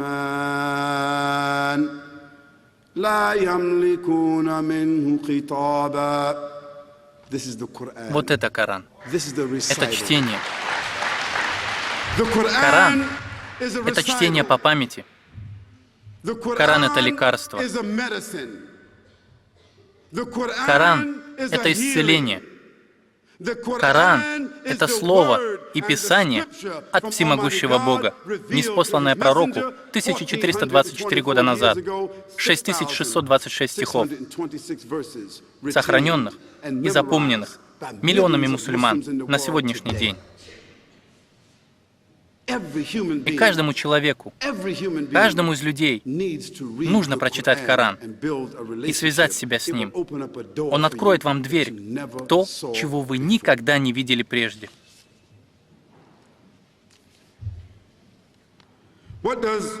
Что Бог говорит о причине, по которой Он создал нас? Он говорит: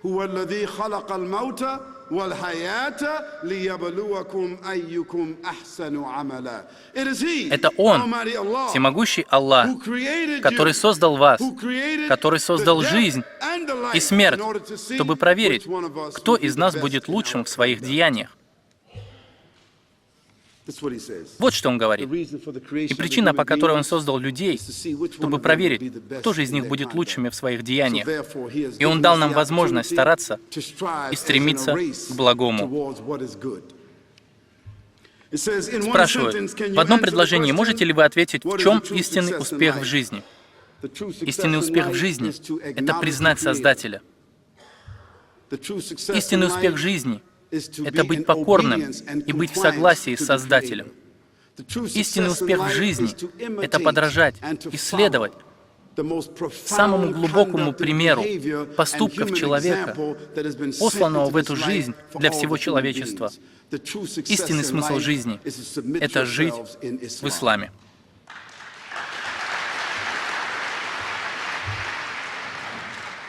И последний вопрос, который у меня здесь. Есть ли в Коране чудеса? Конечно, есть. Я мог бы прочитать вам как минимум 15 или 20, но в этом нет необходимости. Я хочу вам сказать, что эта книга была ниспослана неграмотному пророку.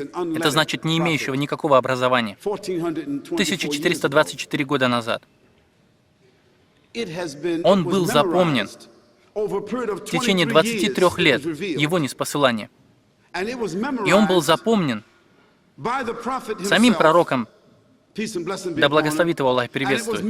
И он был запомнен многими из его сподвижников. И он сверялся с тем, что они учили. И ангел Гавриил проверял его запоминание. И когда пророк, да благословит его Аллах и приветствует, умер, несколько его сподвижников, которые выучили весь Коран под его контролем, с того времени и миллионы мусульман выучивали Коран во все времена. Я гарантирую вам, что как минимум 2 или 3 человека, может быть 4 мусульманина в этом зале, которые выучили весь Коран, или большую его часть. И еще одно чудо этого Корана, которое нельзя отнести ни к одной другой книге, это то, что если все Библии, все Талмуды, все индуистские писания, все буддийские писания, если все эти книги будут выкинуты в океан, если все люди тех религий согласятся их выкинуть, просто выкинуть их в океан, и если мы, мусульмане, мы выкинем все Кораны также в океан, то Коран будет единственным, который в течение 1 или 2 дней будет возвращен обратно, потому что он был запомнен от корки до корки.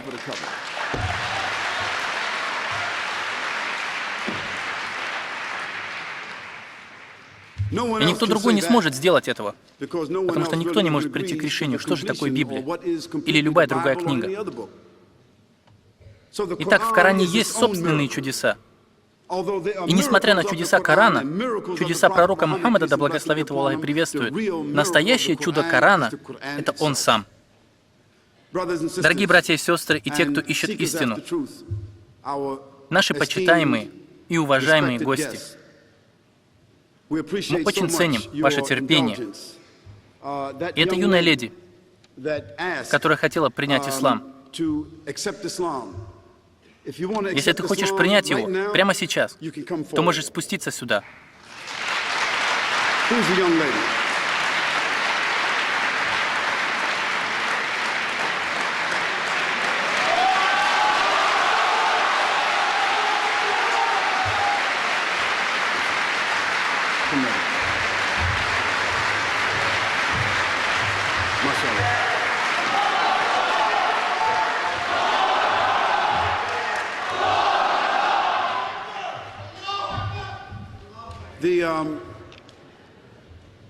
И возгласы наших братьев, которые обозначают «Аллах велик»,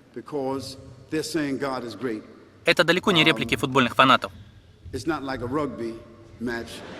Они объясняются тем, что они счастливы. И мы, мусульмане, на самом деле, мы не свистим и не хлопаем в ладоши. Это не из сунны. Но если мы хотим восхвалить Бога, то мы можем воскликнуть по причине возбуждения, радости или приятного самочувствия. И эти 4 юных девушки, я помню, что спрашивала одна, но так захотел Аллах, по Его милости. Мы также хотим спросить, есть ли еще не мусульмане, которые хотели бы спуститься или хотя бы поднять свои руки и принять ислам вместе с этими юными девушками? Есть ли еще кто-нибудь?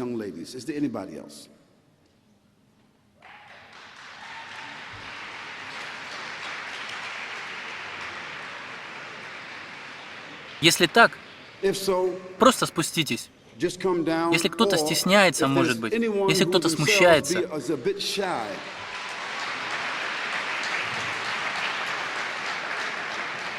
то у нас есть комната здесь, за кулисами, и возможность поговорить вместе немного позже, иншаллах.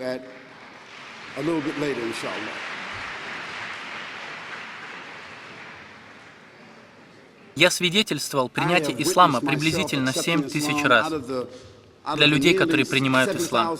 И я скажу вам, что 65 или 70% из них были женщинами.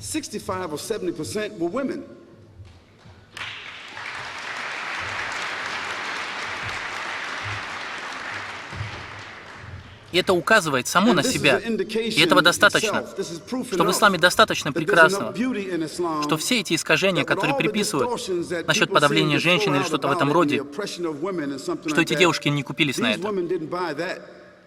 И красота ислама, гармония ислама, сокровища ислама очень очевидно. И чтобы все упростить, это не ритуал, это просто означает сделать публичное заявление. И да благословит вас Аллах за ваше мужество спуститься сюда и сделать этот переход, и заключить договор.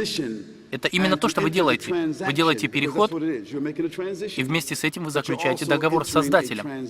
Не со мной, но с Создателем. Итак, я хотел бы, чтобы вы повторили за мной следующие слова. Я переведу вам после, чтобы убедиться, что вы поняли. Договорились? Say a'udhu billahi mina shaitan nirrajim. Bismillah ar-Rahman nirrahim. La ilaha illallah. Muhammad Rasulullah. Ashhadu an la إله إلا الله وحده لا شريك له وأشهد أن محمدا عبده ورسوله صلى الله عليه وسلم آمين.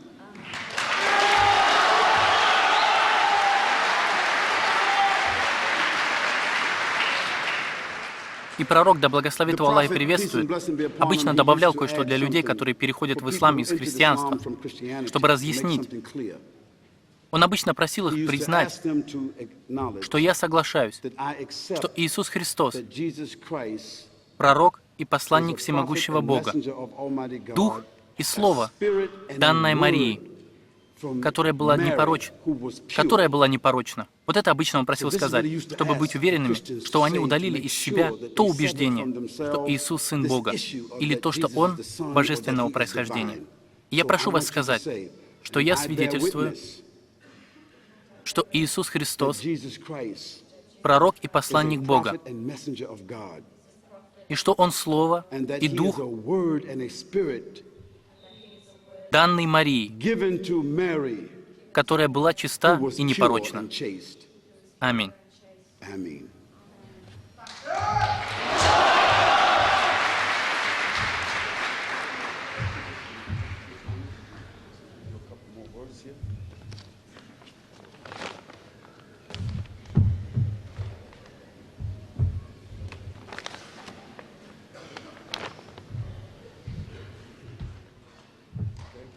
Now, И в этом подарке this package что-то наподобие is sort of набора a для нового new мусульманина. Muslim starters kit.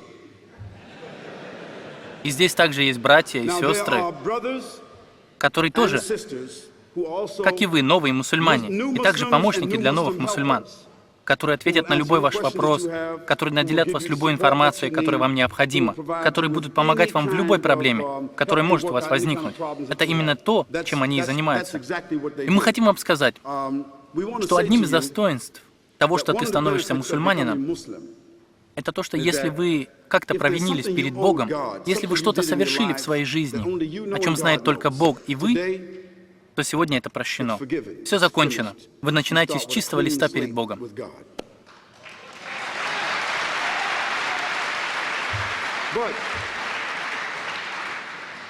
Но если вы должны кому-то деньги, вам все еще нужно их вернуть. Бог не прощает долги, которые вы должны кому-нибудь. И мы просим вас быть искренними. И в исламе все так. Так что не думайте, что если вы ляжете сегодня спать, а завтра проснетесь и начнете следовать всем правилам. Это не так. Вы не изменитесь за одну ночь.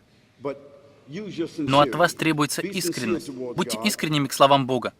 Начните учить, начните читать, начните вносить изменения в свою жизнь. И используйте все свое умение, чтобы объяснить своим семьям, коллегам, соседям, друзьям, как вы будете строить общение с ними. Но не забывайте, что тысячи из нас сталкиваются с этим, и вы также столкнетесь. Да благословит вас всех Аллах.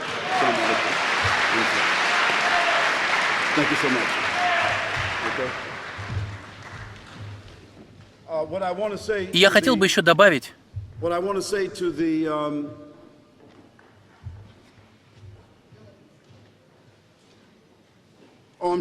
ой, простите. Да, действительно так. Я сказал, что в Коране нет главы, которая называется Мухаммад. Там есть такая глава, но Мухаммад, да благословит его Аллах и приветствует, не давал ей сам этого названия. Я это имел в виду. Огромное спасибо, брат мой. Хвала Аллаху. Это 47 глава. Я имел в виду, что Мухаммад не сам дал ей это название. Благодарю. Я хочу сказать тем сестрам, которые только что стали мусульманками, что люди, которые привели их, которые пригласили их, кто посоветовал им, кто побудил их, у вас есть прямая ответственность перед этими сестрами.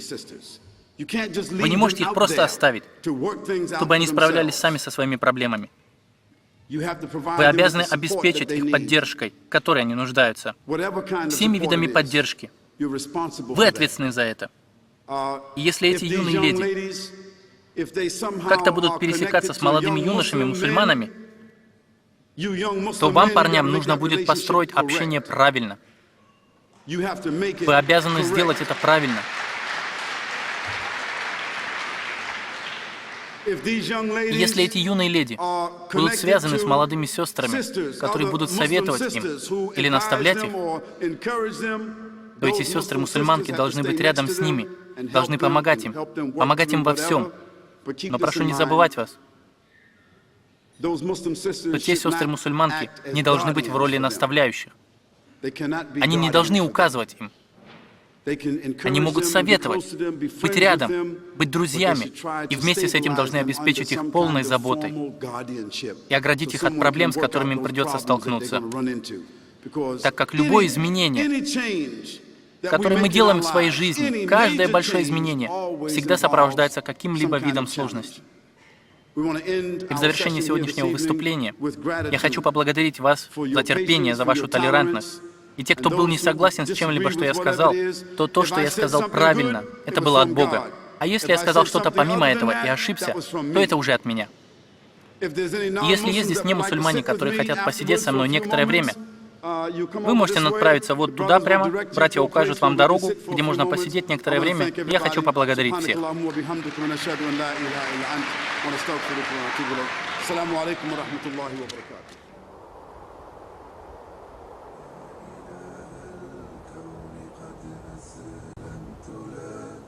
يا делал все, что делаем вы и я, а по ночам выстаивал молитвы по 4 и 5 часов подряд. А на следующий день сражался в битвах, выстраивал армии, давал наставления и приказы, разъяснял Коран, улучшал нравственность людей. Как мог человек делать все это и при этом выстаивать по 4 или 5 часов в молитвах за всю ночь? Каким же должен быть человек, чтобы делать все это?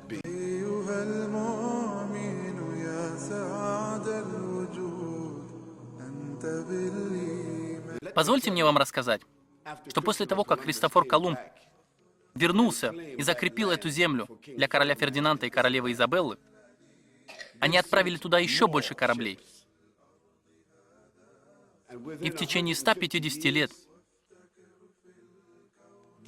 они дестабилизировали, унизили, убили, ликвидировали, уничтожили 89 миллионов коренных индейцев, как они их называли, чтобы контролировать то, что они называли новым миром.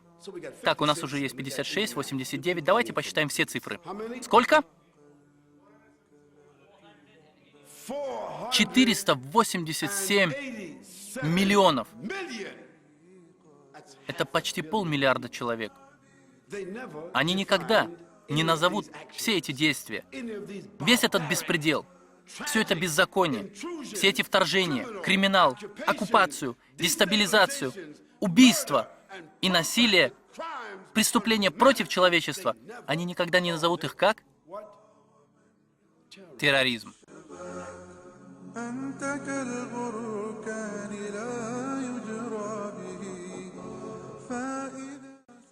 Это невероятно. Как понятие может быть навязано миру, у которого широко открыты глаза? И во все времена люди ходят в церковь, читают Библию, разговаривают со своими священниками, их лидерами, между собой, вокруг обеденного стола, молятся Богу с открытыми или закрытыми глазами и не понимая при этом Троицу, но соглашаясь с ней, что это просто мистика, которая не поддается объяснению.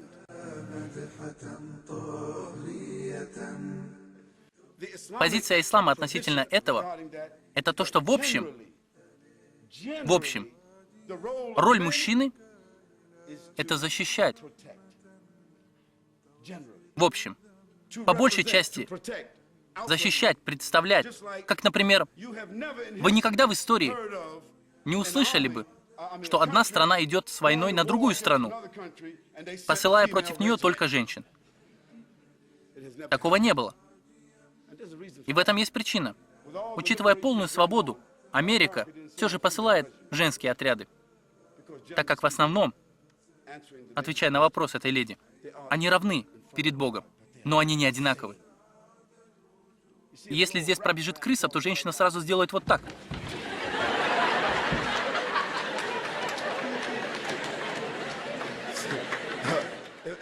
А мужчина сделает вот так.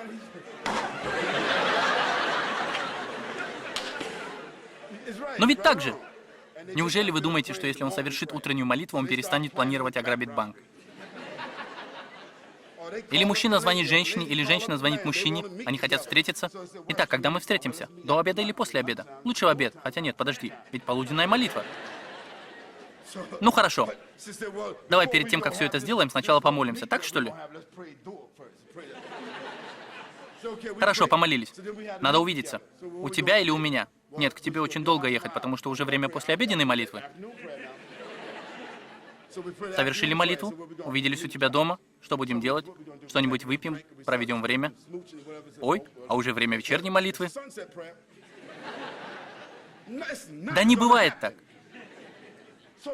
Весь смысл молитвы, как сказано в Коране,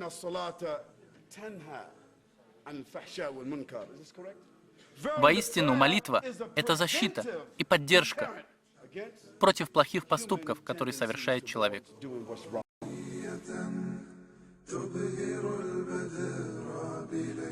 И в один день она проснулась. И она одевает никаб и покрывается полностью. Больше никакой помады, больше никаких духов. Она больше не общается с мужчинами и больше не работает, так как она понимает, чтобы сохранить свою честь, сохранить себя, она остается дома и присматривает за ним. И ее муж говорит: что с тобой?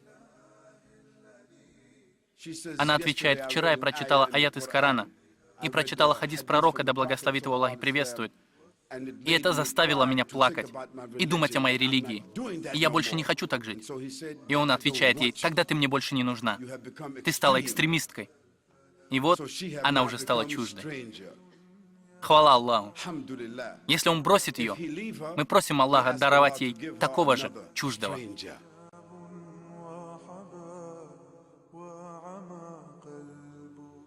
Соседи мусульмане, мусульмане-сотрудники, мусульмане-коллеги по работе. Это именно те люди, которые блокируют путь для людей к пониманию ислама.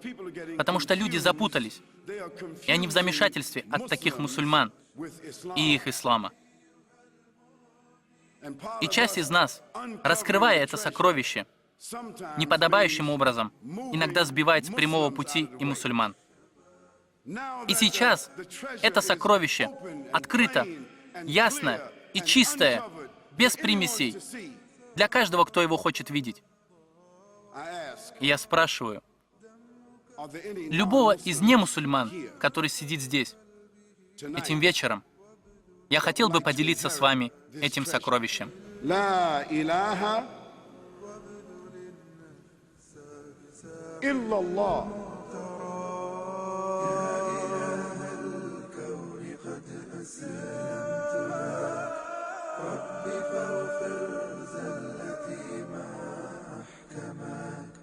أبتغي